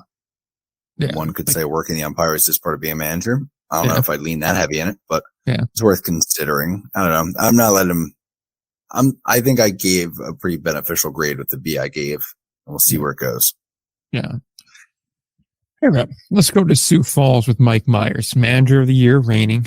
Some tough years with the Canaries. Also got them to a final in the COVID year. You can have your thoughts on that for what it is. But also, oh boy, sorry. We're gonna have fun talking about Anthony Barone in a minute, but yeah, overall, I think he's a fine manager. I think he's good. Maybe not great. Feels like solid C+, B- material in my book. Yeah, I was going C+. That's kind of where I was sitting there. Yeah, I agree with that. Okay, good. I wasn't totally sure, so I'm glad we're on the same level there. Yeah, it's just another good year, and we're talking B+ territory, I think. But it's just hard to shake those couple brutal years. I know it's not all him. That there was a lot of external factors on that one, but you still can't shake that off right away. So you're keeping an eye on that for sure.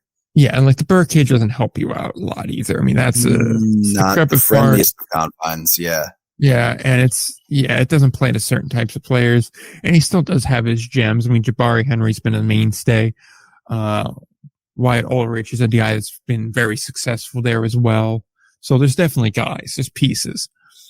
But for every piece there's also just like a lot of meh.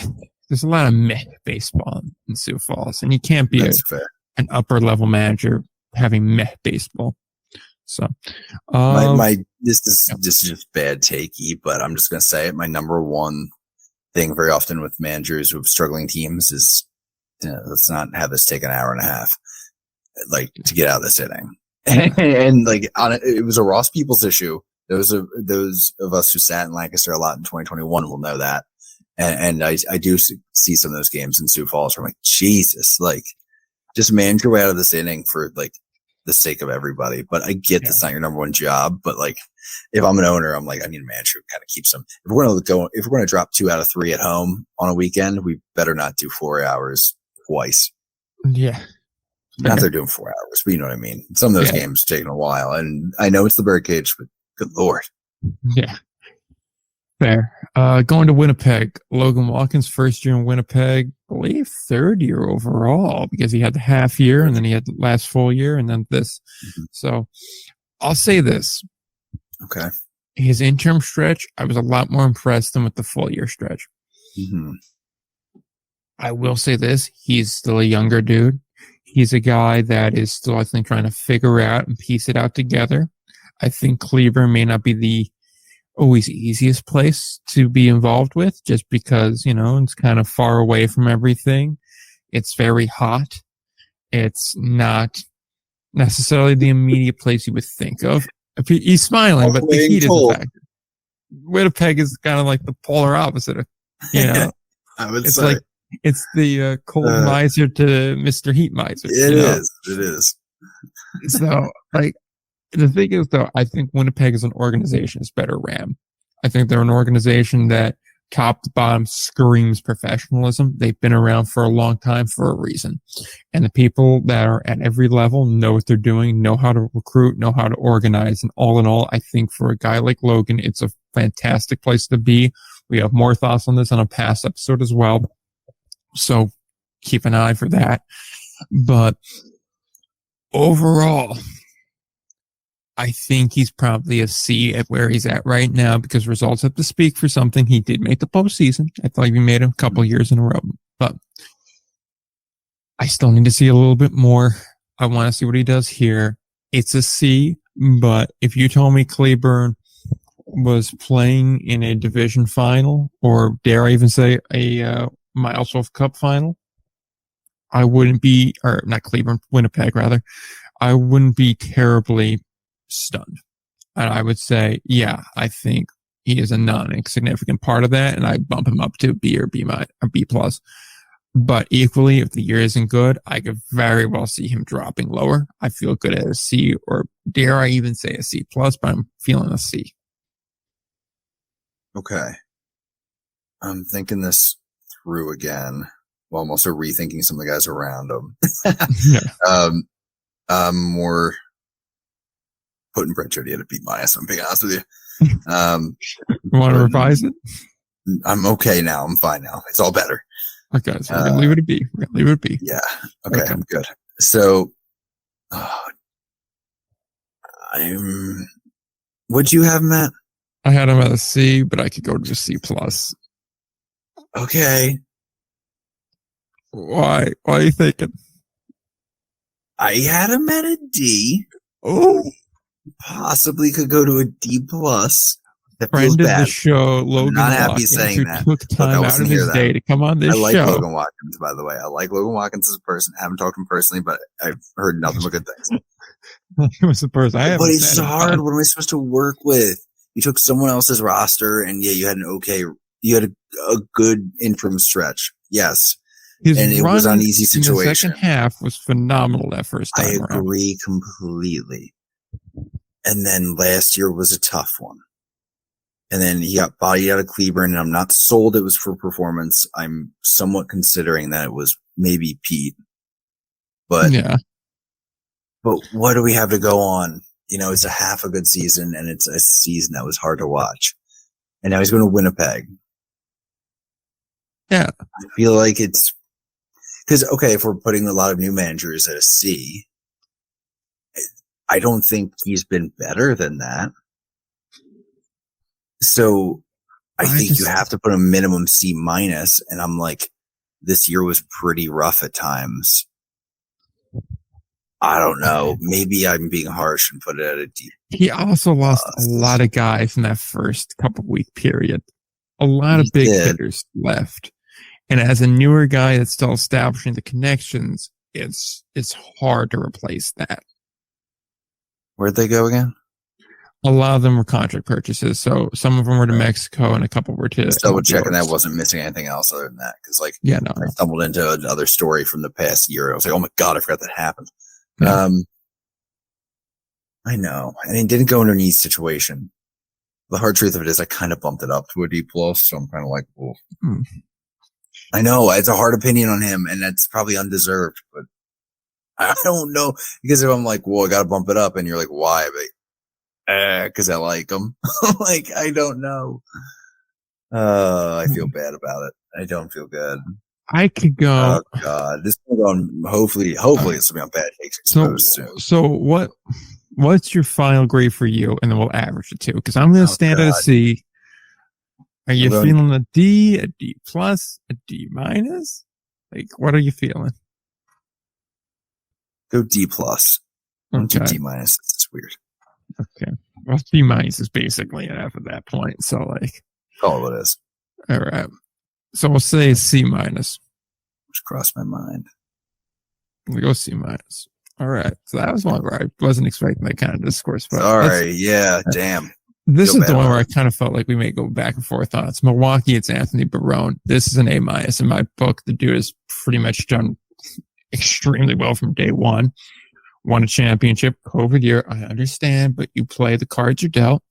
Then he's been pretty much a perennial finals guy to one round shy of it since then.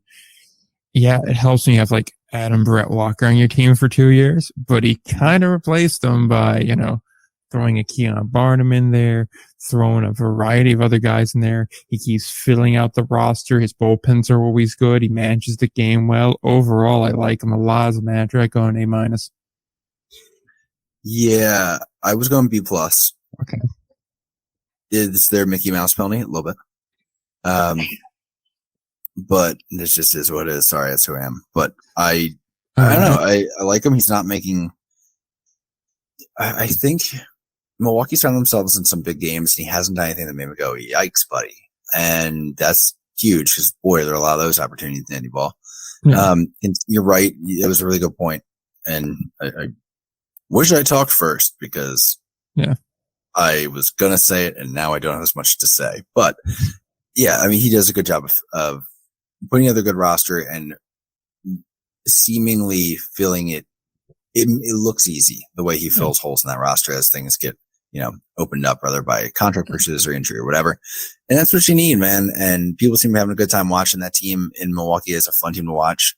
Yeah, he's getting good results because he has a good roster, but he has a good roster because he's a good manager. So, I think a B plus is there sitting right on the edge, like really close to an A minus. All right. So an A minus would not be outrageous here. No, would not. All right. Because here's the thing too.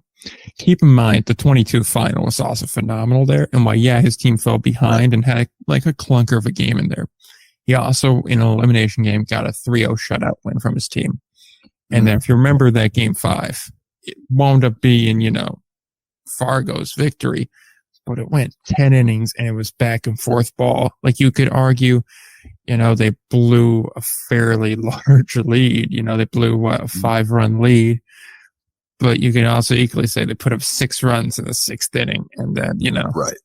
So it could go either way there. I mean, and in fairness to him, of the 9 runs that his team allowed, only 4 were earned, and those were 3 from his starter and 1 ultimately from Bartow in the very end. And even then, he finished the postseason with an ERA under 1. Right. And his starter in Schugel had an ERA under 2. So I can't really, his guys just had one bad outing at the wrong time. And like, that's going to happen as baseball. Yeah. I mean, I'm with you.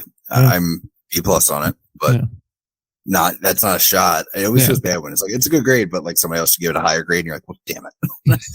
But it's, I just think it's less on it's less on me not thinking of him as highly. It's more me just the way I think of what an A is.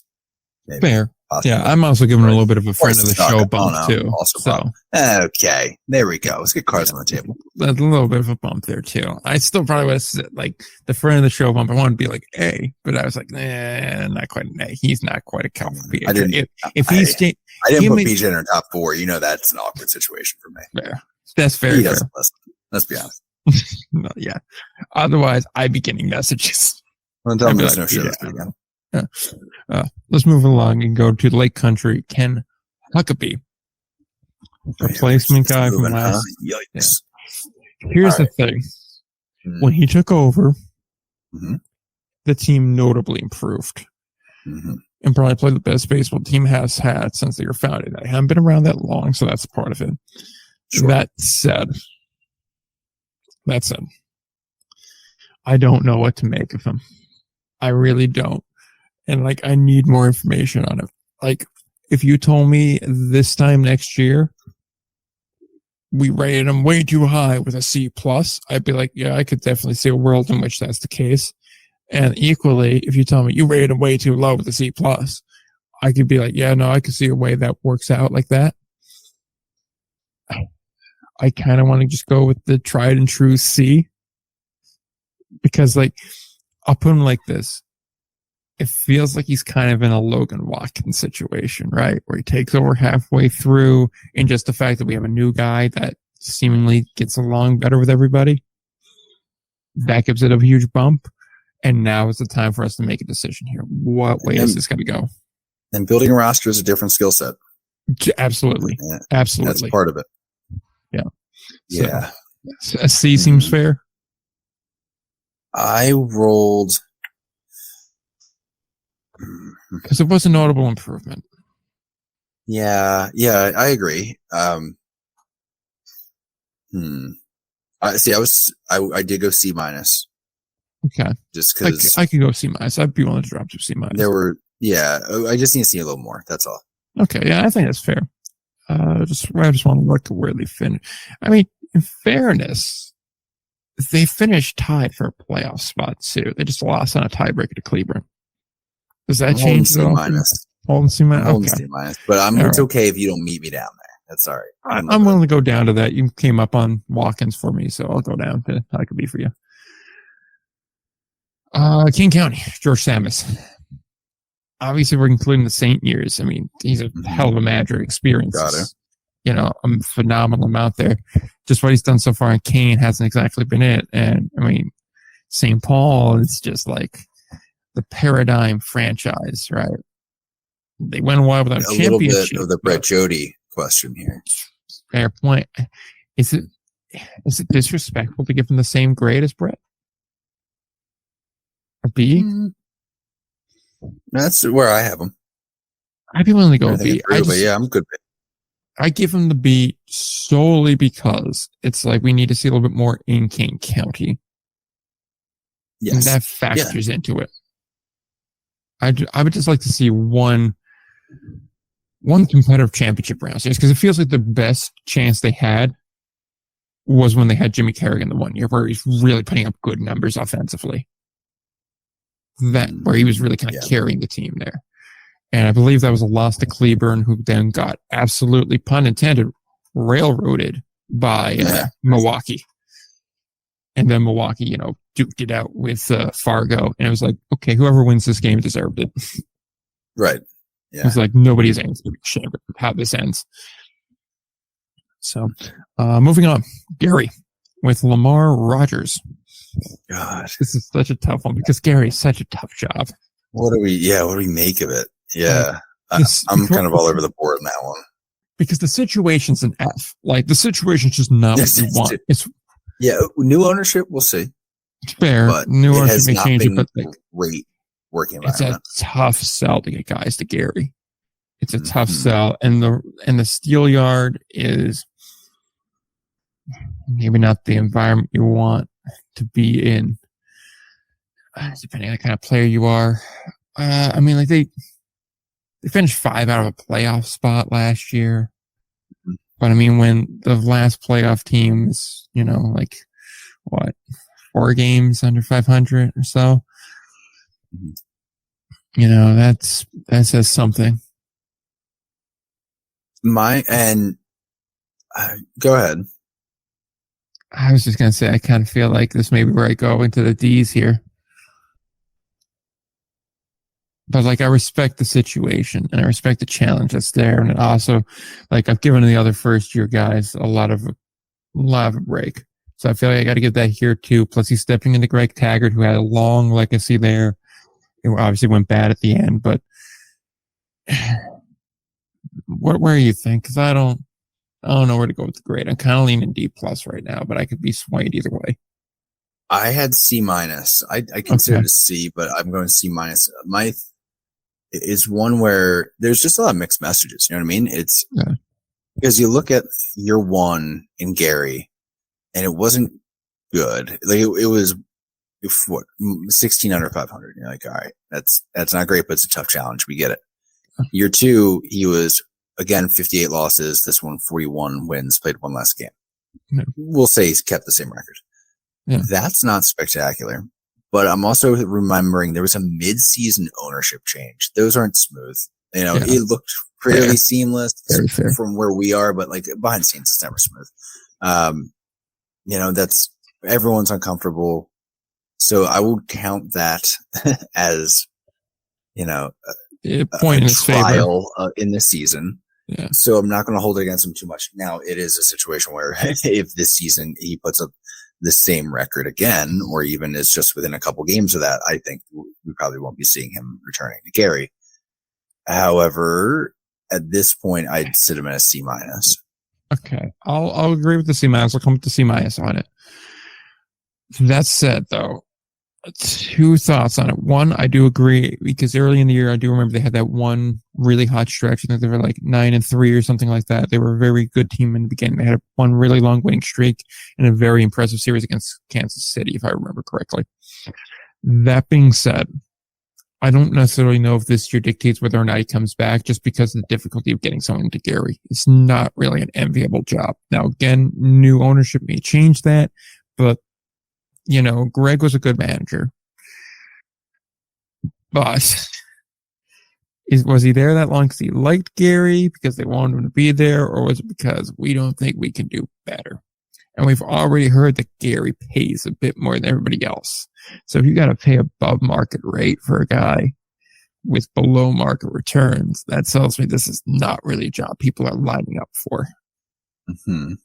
Not wrong. So that's the only thing I'll push back. So, I hate to be like, oh, it's like, so, like, yeah, I don't fair. I see where you're getting at.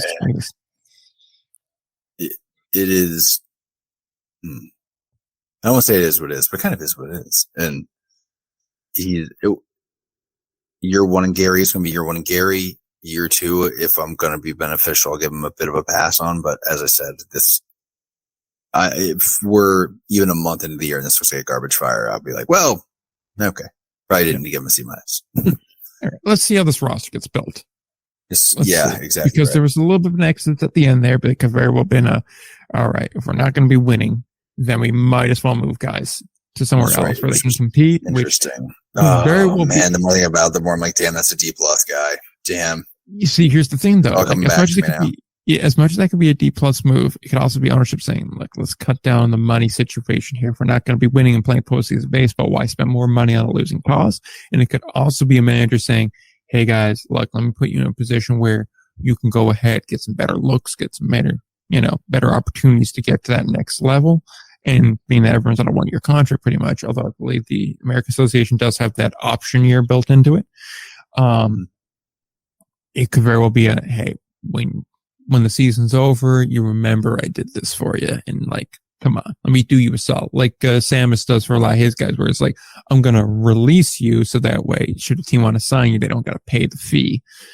And it may help your cause there, but you remember this come March when you're not signed and you want a place to play. You come back here. Mm-hmm. It could just be doing his guys a solid.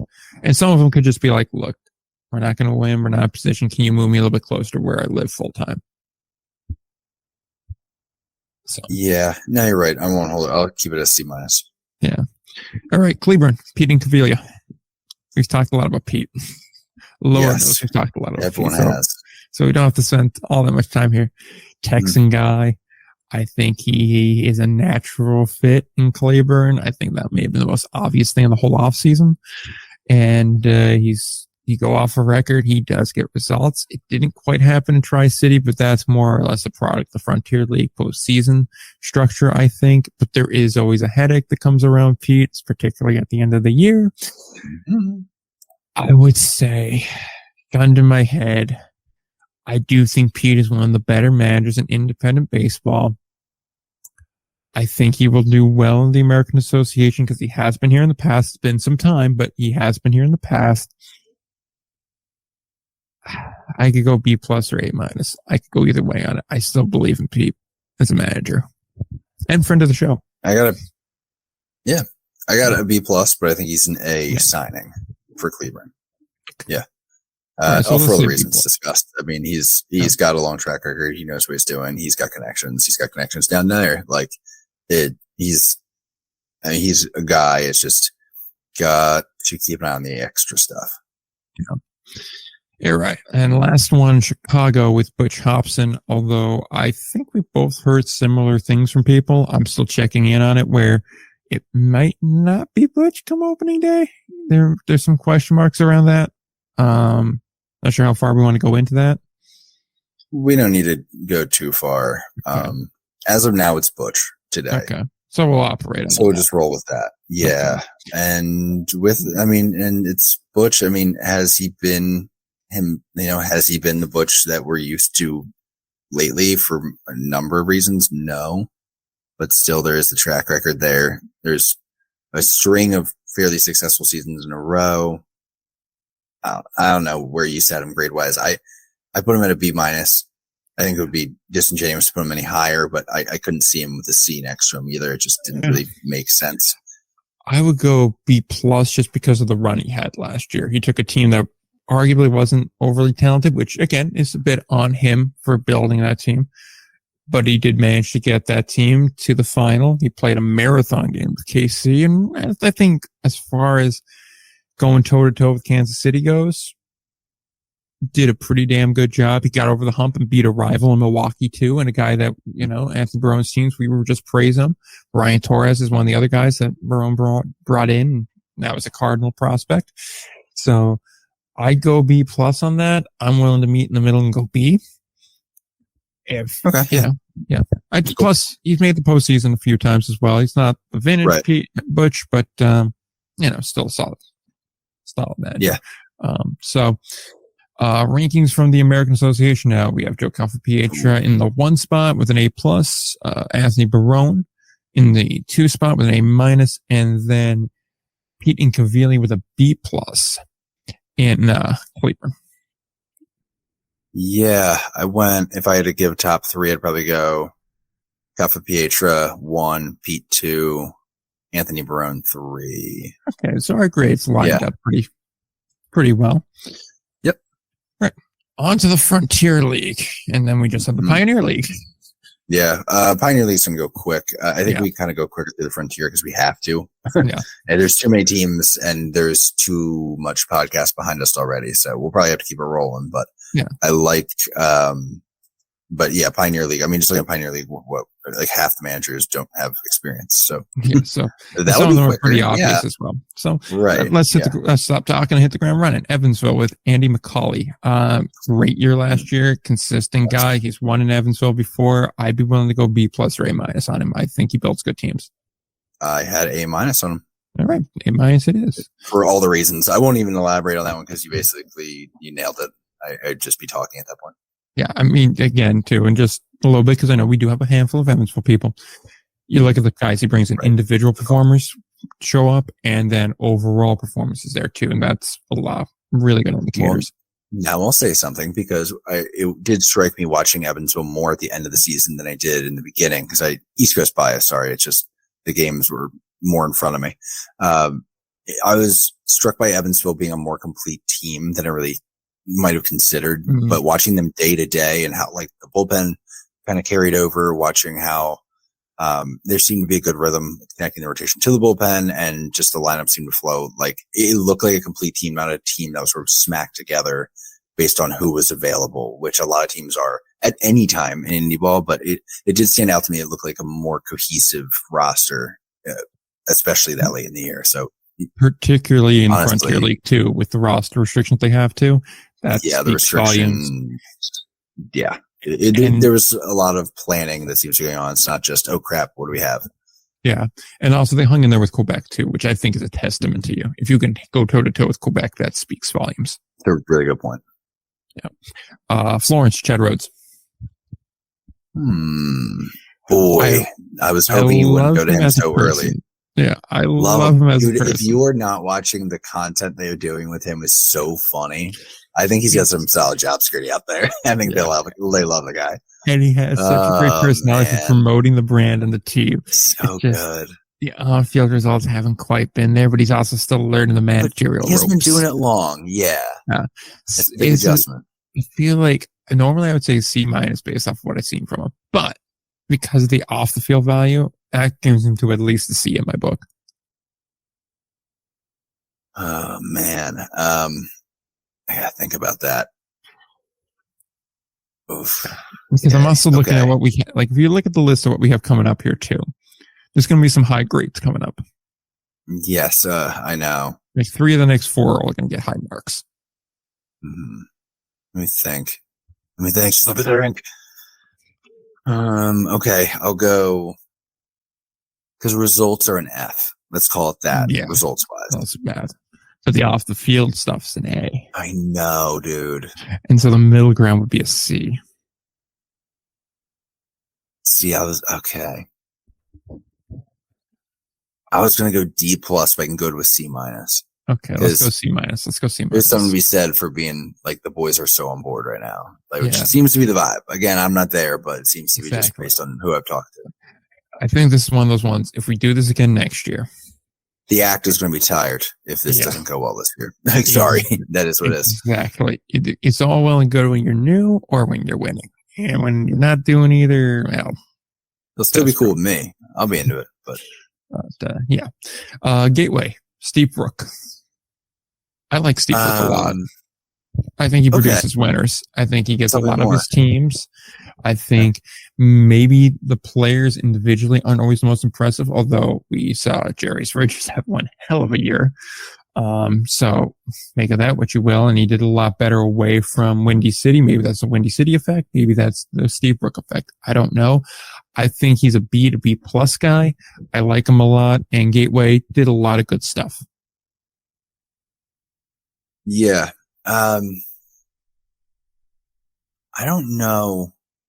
I struggled with this one. This was one of the more difficult ones. It was because we saw so many highs and lows from Gateway last year. Fair. And a lot of it was highs against the weaker division out west, for sure. And there's a couple moments, and I'll bring up this one, but I saw it a few times.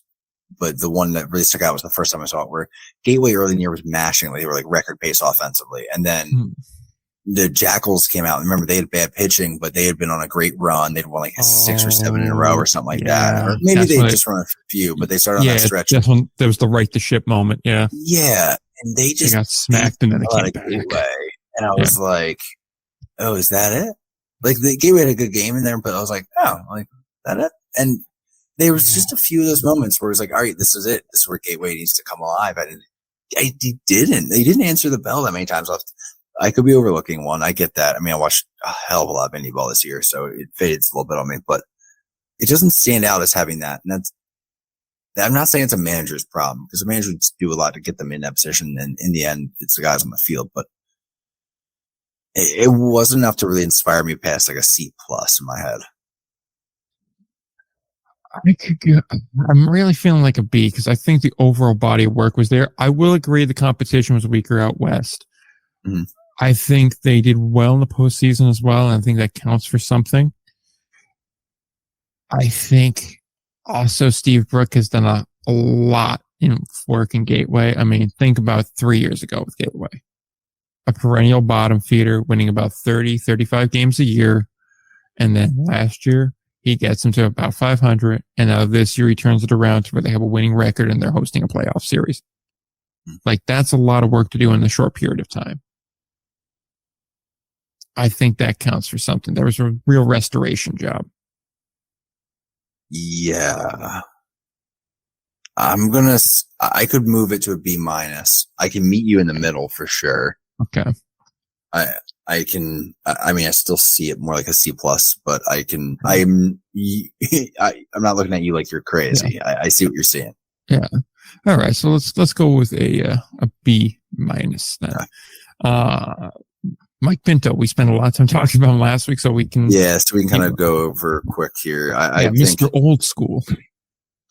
I got a B minus with some concerns. I was just talking to you before where I was like, wow, it's been like a while since I think he's had a winning record, or at least made the playoffs. It's made the playoffs, it was, because he has a winning record. Yeah, it's right. It's his thing. But I mean, he's posted a winning record in 3 different decades. So pretty good. One losing record. There's a bit of show me energy. Always is, coming back after being out for a little bit.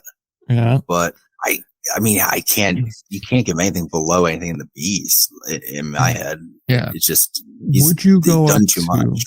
Yeah. Would you go up to a B? Because here's the thing. He would have made the postseason in the COVID year 21 Sure, had he that's been right. at any other one, because remember, it was a 57-win team, 57-win team, and then Yes. his 54-win team.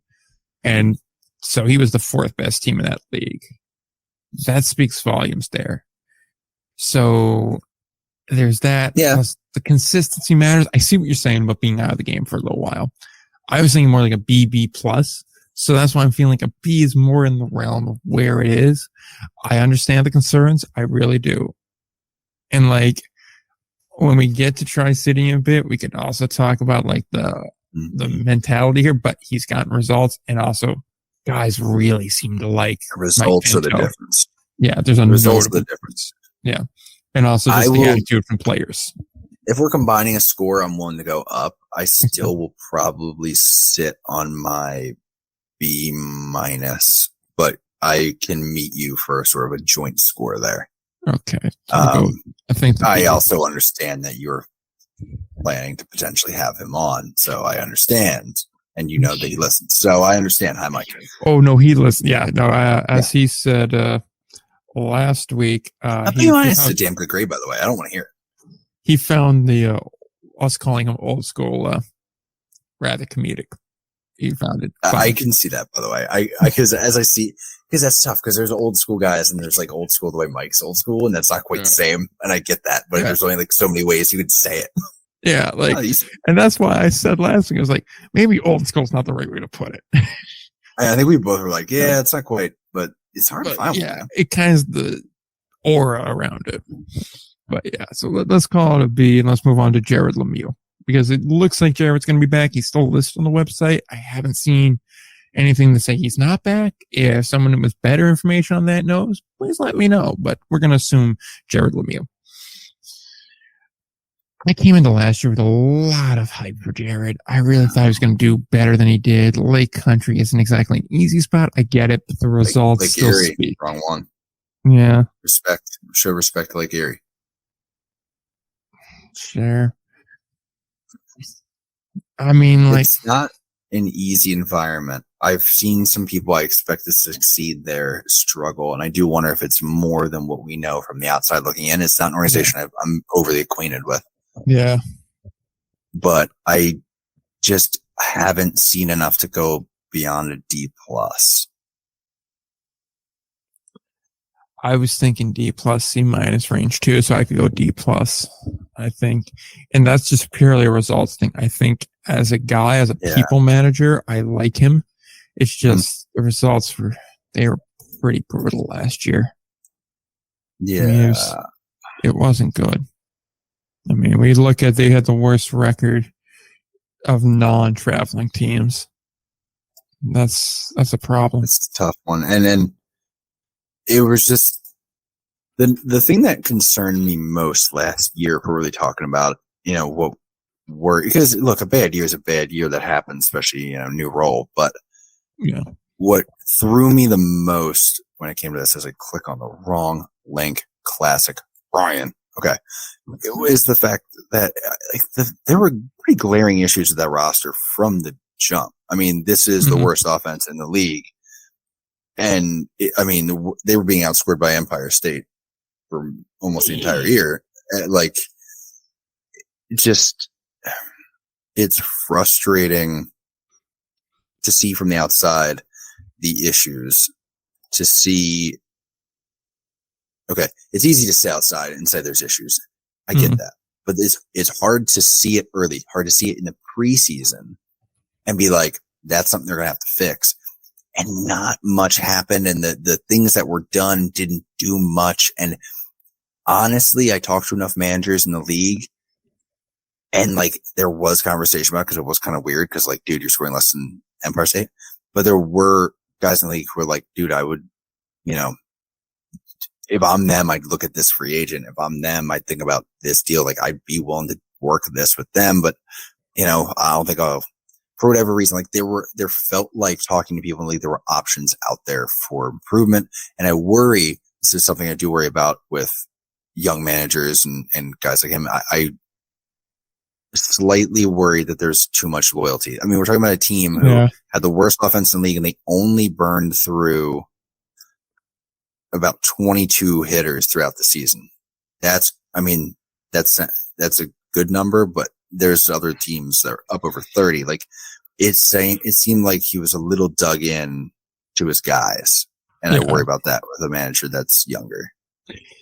That, and I do wonder sometimes with guys if they stay more loyal to like the kind of pipeline that they're traditional with and that they're more comfortable with, that they're not willing to go out and expand where they're getting guys from. Instead, they're going to go back to the same, either the same prospect or the same 3 or 4 guys that are like, yeah, I needed this, and then they'll just get them that, And the reason why I'm concerned about that mainly is if you're always going to the same source, you're pulling from the same pool of guys. And the smaller the pool is, the tougher it is to start, going through them when you need to. Mm-hmm. And you start to get the reputation among the group there. And obviously then you're like, oh, well, I don't want to, like step on toes in that group. And it becomes, a little bit tougher in that realm. I will say this in Lemieux's defense, and then we'll move on because we have to keep moving. I do think there is room for improvement here. I'm not losing hope on him yet. I still think there's room for improvement, but I do need to see something this year. I'm not playoffs because it's, very difficult in this league, Frontier League, to make playoffs. But I need to see close to a 500 record. Can't have another 30 or so win season. I need to see around a 46 win season. Around it. Not exactly, but around it. Yeah. If you do what Joliet did this year. In roster movement. Yeah. And yeah, I'm just looking at that 37. I mean, that's if they can get it to 42, that's where I start to be like, all right, we're moving now. And you'd expect the momentum to continue the next year. I mean, year 2 is always a big year for guys. I mean, I'm caution, of course. I already talked about it with Lamar Rogers. Like, if year 2 basically has the same record as year 1 and it's below 500, you're probably not going to stick around. And the reason I was more positive about Lamar was the weird circumstances around Gary, but this would not be the same from what I know with Lake Erie. So they definitely are looking for a bump in the right direction here. Yeah, definitely. Yeah. Schaumburg, Jamie Bennett. I'm thinking A- here. Dude is a postseason wizard by and large. He had a championship in there. He had a good run in another one. I mean, this past year wasn't his best work, but, overall down year for the West. I like him a lot. I think he's a very capable manager, quality manager, and he did manage to host the wildcard game still. It's just Evansville had a surprisingly strong showing. Yeah, I actually, I went all the way up to an A. I mean, I could do that. I could do an A. Yeah. Consistent results, seems to deliver, seems to have a plan, which is awesome. And seems to have a plan for his guys too. Like people seem to like him. I don't know. I really, you don't hear bad stuff about Jamie Bennett, and it's huge. Yeah. And especially, a Schaumburg team. I mean, no, I guess it's not a bad spot to be. It's just, I don't know. It's, I don't know what to say about Schaumburg because I don't know much about it, but I guess it's just, you don't hear a lot out of them. But I think sometimes that's a bad thing. I think sometimes that's a good thing. I think the fact that I don't have Schaumburg living in my DMs much is probably a good thing. And you see the results, you see the games that you go to and the games that you watch involving Schaumburg tend to have a feel that okay, this is what I wanted to find. There's no real drama around Schaumburg, and I feel like that's very much Jamie Bennett related, if that makes sense. It's always a steady product. Okay. Yeah. Yeah, fair enough. And they're pulling good players. If you look at the roster, you could generally go, he's good, he's good, he's good, he's good. You can go through it. There's normally 4 or 5 guys who are like, yeah, no, they could hack it on just about any team. Right. Yeah, knows how to build a roster, knows how to connect it. And I honestly like the way he handles games too. That's the other thing I was going to say. It has the same sort of rhythm as a major league game when he's managing, which is a compliment when you're dealing with a roster of indie ball players and the complications that can come with it. Absolutely. Washington, Tom Vaith. This is a quicker one for me. I have him at, I had him at never mind. I don't know. I had him at a B. I was going to say B minus. I think this Okay, year I wasn't sure if really, it'd B or B minus. this year is what made me go B minus. It was a bad year, and every team's entitled to a down year. But while Washington normally does have very strong regular seasons, and if we are going this the baseball way, this regular season result speaks more about who you are than the postseason results. Mm-hmm. But when you are consistently winning in the regular season, and then in the postseason you fall short, and you lose to Schaumburg, you lose to whomever else, and you just can't quite finish the job. That speaks to either you don't have the guys, you're not able to get the depth, you're not able to manage your way through it. I think he's still a good manager, but there's a lack of postseason success here. Even when you have home field, which does make a difference, there's a lack of just finishing ability. So that lack of finish brings him to a B minus in my mind.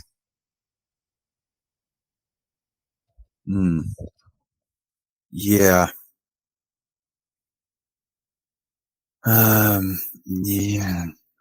Yeah. I think I'm probably around there. B or B minus. I'm cool with. Okay. B minus. Windy City, Bobby Jenks, new guy on town, won a championship with Grand Junction, but Pioneer League is different from Frontier League, but we do have a little bit to go off of.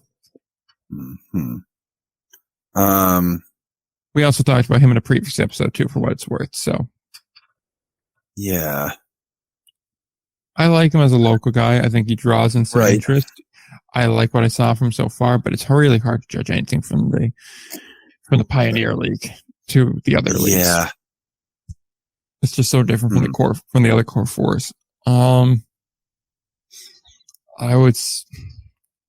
Is it bad for me to say C plus? Like, he's the one championship guy that I think kind of breaks the mold on the B floor. It's just Windy City's a tough spot to be in. Mm-hmm. It really Agreed. is. Not a lot of guys. Yeah. I was leaning more toward a C. I know he's won, but see, I've been talking myself into him. Every time I look back, I kind of bump a letter grade. That's my problem. This started at C minus. Now I'm flirting with a C plus to B minus situation because I remember a lot of our conversation. Yeah. What was that?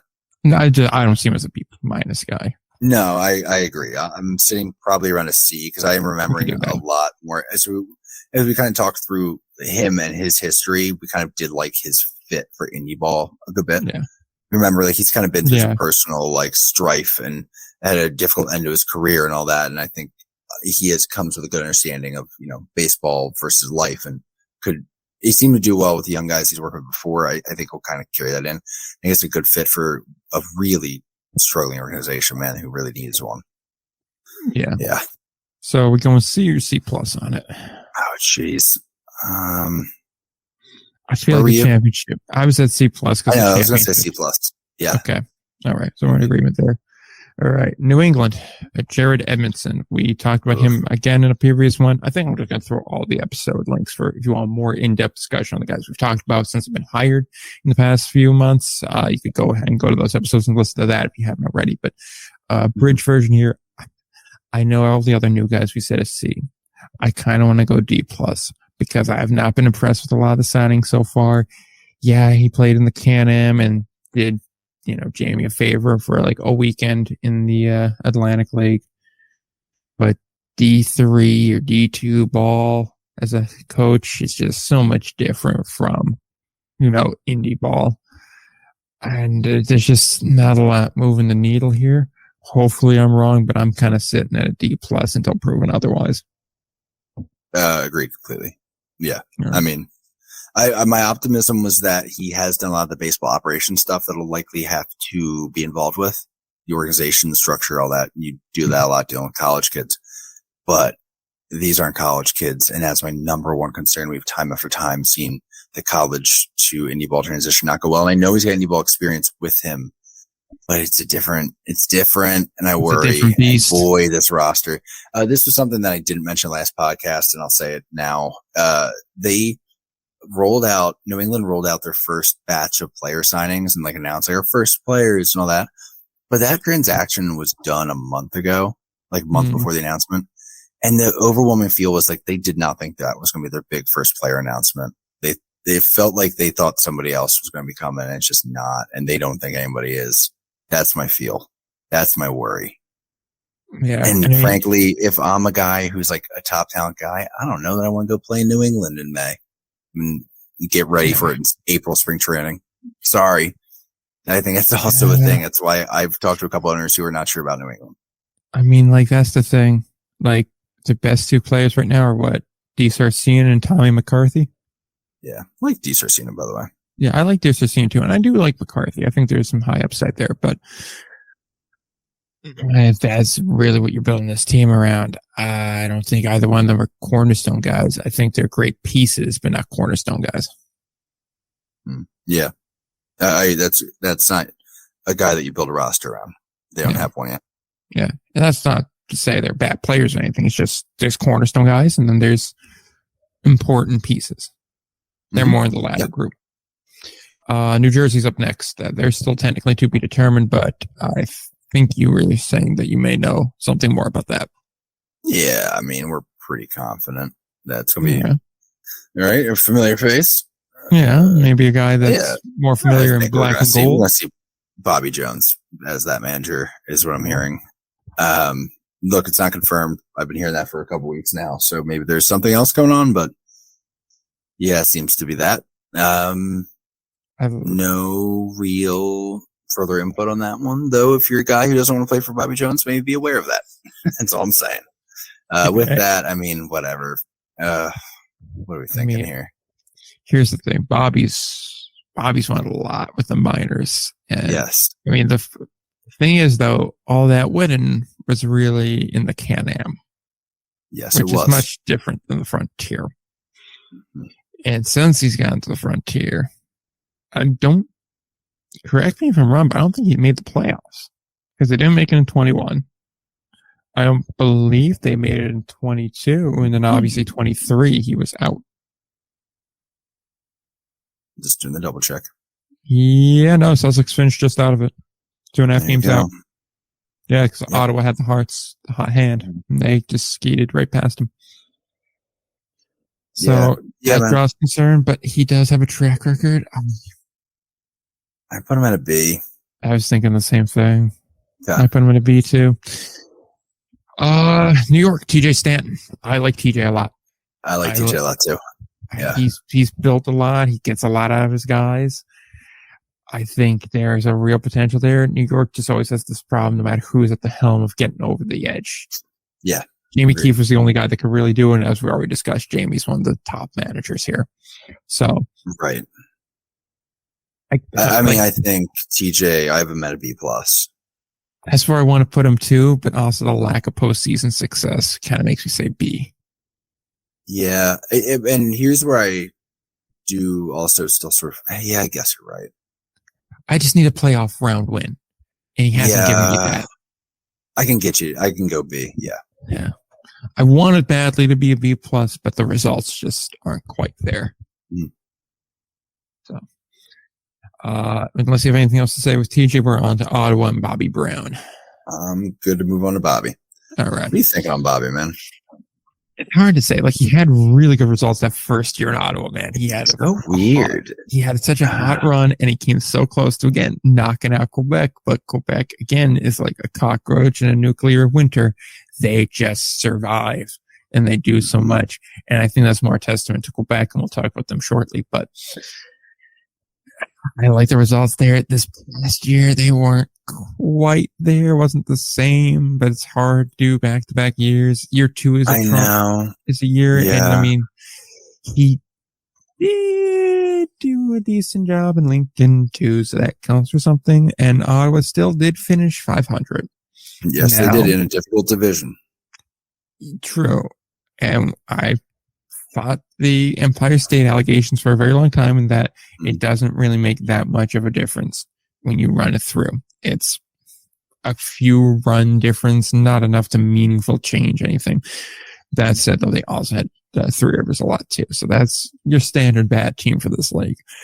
But then again, everybody else besides those two bottom teams had a non-losing record, so I I think B minus. Is that fair? Is that low? Is that high? I was sitting. Okay, it's tough because I was sitting around the B to B plus mark. Okay, and I was sitting around the B minus to B mark, so I feel like say your piece before I say it. Yeah, my concern being the results from this past year weren't quite his first year that we were like in 2022. True. My concern is this I think of it more like this is, especially in the Frontier League, the way they structure the rosters, it feels very similar to college sports where like as a coach is in, like they're, NILs made different, whatever, but you are coaching almost someone else's kids. Like you're coaching someone else's team that first year or two. And like a lot of the guys, they're more familiar faces. And then the second you're not going as well, it does make you wonder, is this a Bobby, roster building issue? So, we'll see. Again, it was a tough division to play in this year, but I think I'm comfortable putting him at a B plus ish for the time being, with the understanding that this could drop. Low C's. I would say meet in the middle at B, okay. Partially because, like you said, it was trending down on the year, and part of what makes me concerned about going B plus is Ottawa was not a particularly good team for the majority of the regular season that 22 year. They got really hot in right around like end of July, if I'm not mistaken. Then August, they picked up steam and then they just ran it and became a hot team that was beating good teams. And then, they did push Quebec, and I have a lot of respect for that. But at the end of the day, if they played that same game, that same series, how many times does Ottawa come away with it?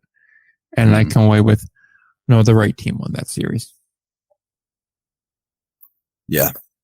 So. Yeah, I can both agree and also be like, yeah, it's a B. Yeah. All right. Quebec. Pat Scalabrine. A plus. Yep. Agreed. I mean, just like we fawn over Quebec. We did our fawn over Quebec segment last week. We could do it again now, but we are for time, so we won't.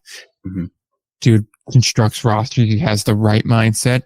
Fans love him. Players love him. Everybody loves him. It's just the results are so consistent. To come back win too. Don't sleep on that. Yeah, that's the fight those teams have. I have the Ottawa series and the we're about to do it again, series and the New Jersey one series. Don't prove it. It's just like, oh, I just love that team so much. I love them so much. So, Sussex County, Chris Widger. I like Chris. Didn't see much from him last year though. I was sitting around a B. I was going to go either C plus, B minus. Again, guys team the postseason got smacked in the first round, but yeah, they did. That was a weird game. I mean, that was a one game, just no answers. It's offensively hard. there. It was tough. Yeah. So I mean, whatever stock there. It's one. Yeah, I could meet you at a B if you want to go B, but we'll go B for now. Okay. It'll be interesting, but we'll see. Again, learning more year 2 on that one. Okay. All right. The one people have probably been waiting for, Tri-City and Greg Taggart. What do you think, bud? That's how I always start the Greg session. Of course you do. Here's the thing about Greg. This is another case of past episodes, see our thoughts. But to summarize them, I don't want to discount what he did for Gary because for a very, very long time, his system worked and he didn't need to evolve it. And it yielded results. But nowadays, it isn't yielding results. It's out of date and there's a refusal to change. And he's one of the very few guys that when he got hired, I had players going, okay. And they were very vocal about it. He's one of the few managers I get players talking to me about. And it's so hard because again, we've set the championship floor before. And I feel like he's another exception to the rule. And I don't want to say what I'm thinking because saying he's a D or D plus doesn't seem right for a guy that had the amount of success and the amount of wins and the tenure he had in Gary. but we saw it didn't work in Winnipeg. It wasn't working the last few years in Gary, and it didn't really work out in the Giants' org. So with that said, I respect what he's done for the game. I respect him as a coach, and I respect what, like I said, his body of work. But I go with a D plus because the results just haven't been there. All right, I'm going to go more optimistic than that. Okay, and I have reasoning for it, which is I think this past year there's a chance that was a bit of a wake up, like a bit of a okay, this didn't play as well here. And there's a chance, like, if there's going to be a step back and to make adjustments moment, it's now. Like, it's like, hey, like he had a hot hand for a while there, and, he just took a swing and it did not look good. Did not go well. Yeah. So, all right, he's stepping out of the box. We're resetting here, going to Tri-City. Is the approach going to change here? And if it doesn't, I think then what I'm saying is, I guess it's not irredeemable. It can't be. It's nothing that can't be fixed. But if it ain't fixed this year, I don't think it's getting fixed. So that's why I'm putting them like a cautious, called a C. And that was Here's barely. my thing. I know. Here's my thing. He had a really good organization behind him in Winnipeg. He had a returning MVP in Max Murphy. And it still didn't work. Yeah. So, and there's been an exodus in a lot of guys from Tri-City, and there's only been a couple of guys that I've seen so far that I really like that he's brought in there too. And Tri-City is not an organization with a ton of support. Like, it's not one where they're well experienced within any ball. That's a big concern for me when it comes to them. True, but they also have been very well ran so far. They are. Fair. Like, literally, I mean, to be fair, like, literally, we were having a conversation about this signing, and we were like, okay. Yeah. And we were kind of like, wow, this sort of shakes our confidence in the entire organizational structure. That's very fair. Wait, grade on what? A C minus? I come up when you go down? Yeah, we'll go C minus for now, yeah. Okay, C minus. That's going to be one of the stories to watch going into the year. Yeah, dude. Three Rivers, Matt Roush. Oh, God, there's still more. Okay. Yeah. He's the last one in the Frontier. All right, then we're going to run through Pioneer, like, not even stopping, because there's not a ton to talk about the Pioneer. Exactly. It's just a lot of new faces. All right. Yeah. D plus. He doesn't really get the results. I respect a lot from what he did as a player. I really do, but the results aren't there as far as. I was going to go C. Continue. Yeah, no, I don't, 38 wins. Technically third worst if you're discounting the travel team. Mm-hmm. But that's only because they played one fewer games than the Alls did. So, like, there's that, and then you want to go back to 22. And we just put Chad down at basically the bottom on results. So we'll keep that in mind, again, like, he had a 45 win year before that, and he had a 6-win team in this division, right? Mm-hmm. And the Jackal team that was kind of falling apart. And last year, keep in mind, it was June when we got a release from the organization that said the results this season have been unacceptable so far, and things need to change, and then nothing changed. Like, that's a D plus. You're right. Did forget about that. D plus indeed. Yeah.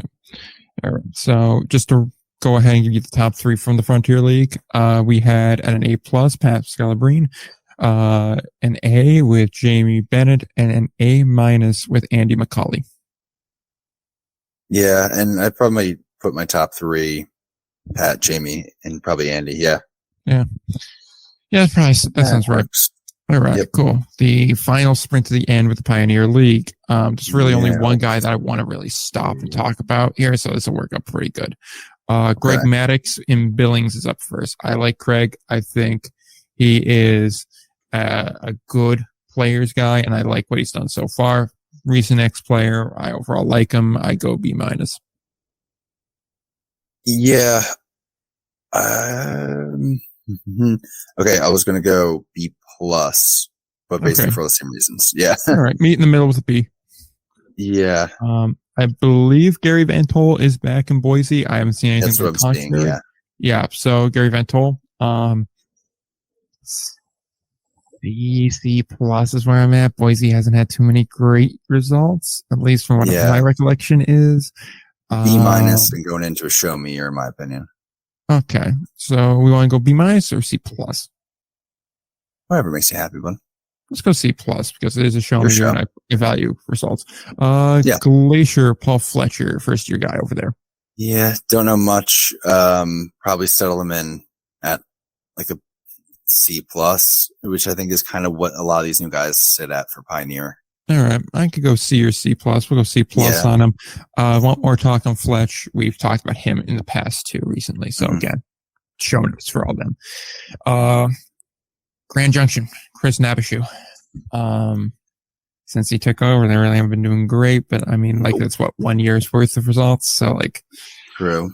I don't really make much of 1 year. I kind of want to go C plus because he's kind of in the same boat, but it wasn't a good year for Grand Junction either. So, yeah. Oh God, yeah. I was probably gonna go B minus, but with the same vibe of like, if this isn't 500 this year, I think we're like, okay, we get it. Yeah, hold on 1 second. I just want to make certain I have my recollection right standings wise in the Pioneer League. I already jumped to 24. With Grand Junction 45 and 51, that put them third worst in the league, but only one back. You'd like to see that climb to 48 and 48. I think it's not too big of an ask and shows some positive movement for that organization. Yeah, so I guess C plus? That works. Okay. Sean Rempe. We talked a lot about him in the past too. He's like a transformer more than meets the eye with him. Yeah. I hate to be generic and go another C plus, but C plus, dude, I had it too. I mean, there's only so much we can say on some of these. It's show us what you are. Until then, we'll hang a C plus. Idaho Falls, Troy Percival. Interesting. Almost a Bobby Jenks type role. Right? Very similar. Truckers haven't been too good though. No, I would say C plus again, same vibe, but like with this one, I'd say like signing to B if you're asking me. Like I think there could be interesting. Yeah. All right. The only one of the two guys, I should say, in this league that I actually want to talk about, Missoula Michael Schlatt. I think this is an A or an A plus. The dude gets constant results. I mean, he's great. Plus, just talking to him the time we had him on the show, really nice guy, and I could see why guys want to play for him. Really, really nice guy, and he knows how to handle a room. He knows his way around things. I really like him. I'm with you. Yeah, I agree. I have him at an A as well. You like to see. Well, that's one of those organizations where like the whole league gets better for them existing the way they do, and he's a big part of that. Absolutely. Northern Colorado, Frank Gonzalez. Hard to say. I mean, that was a bad year last year, where just because there was a lot of failure to launch, but then they recovered a lot too, right? Like first half, if I'm not mistaken, first half was they came under 500, which, considering how the year started, not bad at all. And then 2 games under 500 in the second half. A C plus. Nabashu got a C plus. He's at least a C plus. But then you shouldn't compare guys to each other either, like we were saying an hour ago. Right. I mean, I still have him a C plus. But I'm torn between a C plus and a B minus, but like playoffs matter for me. So like I'm leaning more C plus, but the higher end of C plus. I had him C plus. Okay, let's go C plus. Whoops, I'm gonna Google that. That helps to be on the right thing. Oakland, Mika Franklin. Is it bad that, like, again, I hate to keep repeating, but C plus, and it feels kind of like a Troy Percival situation. Only I feel like a little bit more support. I can go C plus as well. Okay. Yeah. C crossed my mind on that one, but I can go towards C plus. All right.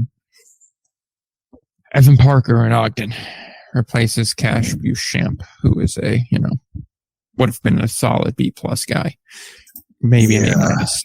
Evan, I kind of want to put a C just because I need to see more. I don't know anything really going in with him. He's a wild card. Yes. I feel like Okay, yeah, I was going to go C, but C plus. Yeah. I just know so Well, little. I'm saying C it too. feels like a C plus or a C. Okay, yeah, all right, Okay. gotcha. C. Yeah. C. Rocky Mountain with Les Lancaster. What do you think? Hard to say. I mean, like, I can't judge anything from early Lancaster or Rocky Mountain because everything there. They did win the second half 28-20. That speaks volumes. True. Yeah. And they recover from a 2027 first half. So that tells me something there. I think they're finding their footing. I think they're getting their way. Considering how liberally we're giving out C pluses here, I feel like he earns a B minus or a B. I was going to say, I can go B minus on that one. Okay, let's go B minus on it. Plus, they did well in the postseason, if I'm not mistaken. At least getting there was an accomplishment. They put up some fight, yeah. Yep. And then that brings us to the final manager, the newest manager in Yolo's. I should have split this up. We're so stupid. I know. I thought about it halfway through to be like, all right, we'll do this. I thought about it too. I was really hoping you would, but I was like, all right, whatever, your show. I've heard mixed things. I've heard he can be a little tough to work with for some types of people. He's not as much. Obviously, he had really good results in billing. So if we're judging that, I mean, he did really well with the Mustangs. And like, that was a really good run. And beer, I think like the floor is a B. That's where I'm kind of at here. I'm open to going either direction.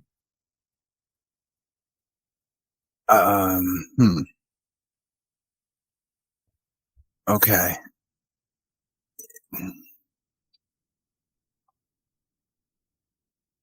I was kind of leaning B minus. Okay. I could just looking at where I had it. Like I wrote this down so long ago now. Oh God. If you tell me your reasoning, I can get swayed. I mean, just a positive track record of performance.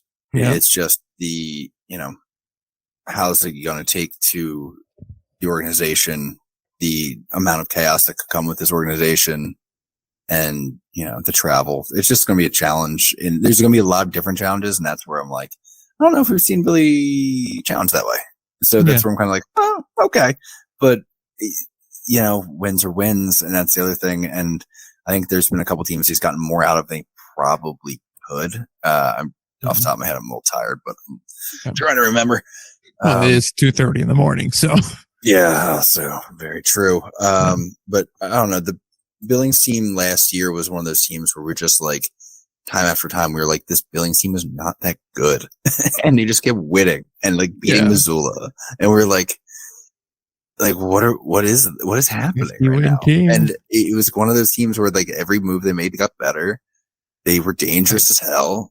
They obviously were an issue for Missoula. Like, yeah. That's the thing. Like, they were a second half team because they were 10 games under 500 in the first half. And then they won the division in the second half. Mm-hmm. So that speaks volumes there. Now, again, technically speaking, if we didn't use this bunk ass half system, which everyone knows my feelings on the half system, they wouldn't have made it. They were still 6 games above 500 based off of their performance, and they earned their way in down the stretch, 8-2 in their last 10. I give them full credit, full marks on that. Won some big ones. Exactly. And they did, if I'm not mistaken, right, they beat Missoula, correct? Yes, they did. Yes, so that shows they deserved their place. But they were also 3 games behind Glacier. Now, Glacier didn't do themselves any favors. They fell apart at the end. But still, make that for what it's worth. So I could definitely see a B minus. Yeah. I was going to say my initial vibe was, I don't know. And then it slowly just became kind of like B or B minus. Yeah. Which is kind of where I just remember that. I'm remembering more and more about that run last year and being like, God damn, Billings. Like, what is happening out there? Yeah. Do we want to bump him to a B or do we want to stay at a B minus? I'm cool B minus. Okay, we'll leave him at B minus. So the final top 3 here are Michael Schlatt at the top spot. I give him an A+. And it's obvious. Yeah, it's just a runaway there. How about a clear number 1 in all 4 leagues, by the way? Yeah, honestly. Interesting. Yep. Greg Maddox at the 2 with a B, and at the 3, there's a tie between Les Lancaster and Billy Horton. Yeah, checks out. So we did it. God, that was it. one of our dumber ideas. And in case anyone was wondering, the only ones that got A pluses are the top ones: Michael Schlatt from Missoula, Pat Scalabrine in Quebec. It would be Joe Calvapietro in Kansas City. So those are our top 3. Jamie, I think, hung an A-. Jamie hung A minus, yep, as did Anthony Barone, and as did Andy McCauley. Schomburg also had an A with Jamie. Good team. Yeah. All right. So that's all there is there. We're going to have some interviews coming up. Yada, yada, yada. Y'all know the deal. We've been at this on the phone for like 4 hours, 5 hours. We're so dumb, dude. Yeah, we're so bad dumb. At this. And we've been recording for about 3. So Ryan, do plugs, then I'll do plugs, and then we'll leave. Indie Ball Nation, wherever. God, we suck. Indie Ball Pod Twitter, Indie Ball Report everywhere else, IndieBallReport.com. Look at the show notes if you want more in-depth conversation and guys that have been announced previously. There's your answer to your question for whoever asked for that, and there's your updates to the coaching carousel. Any final words before we end this nightmare? I'm just realizing their energy was basically the equivalent of death for the past hour, and I'm so sorry about that. That's on your boy. No, I mean, I've also the rest of the house is asleep, so I cannot be as loud as I was at 1 o'clock. So that's partially me too. So I'm going to go ahead and wrap this up now. And remember, if you think we don't care about you, we just did this. So until next time, don't forget to play ball.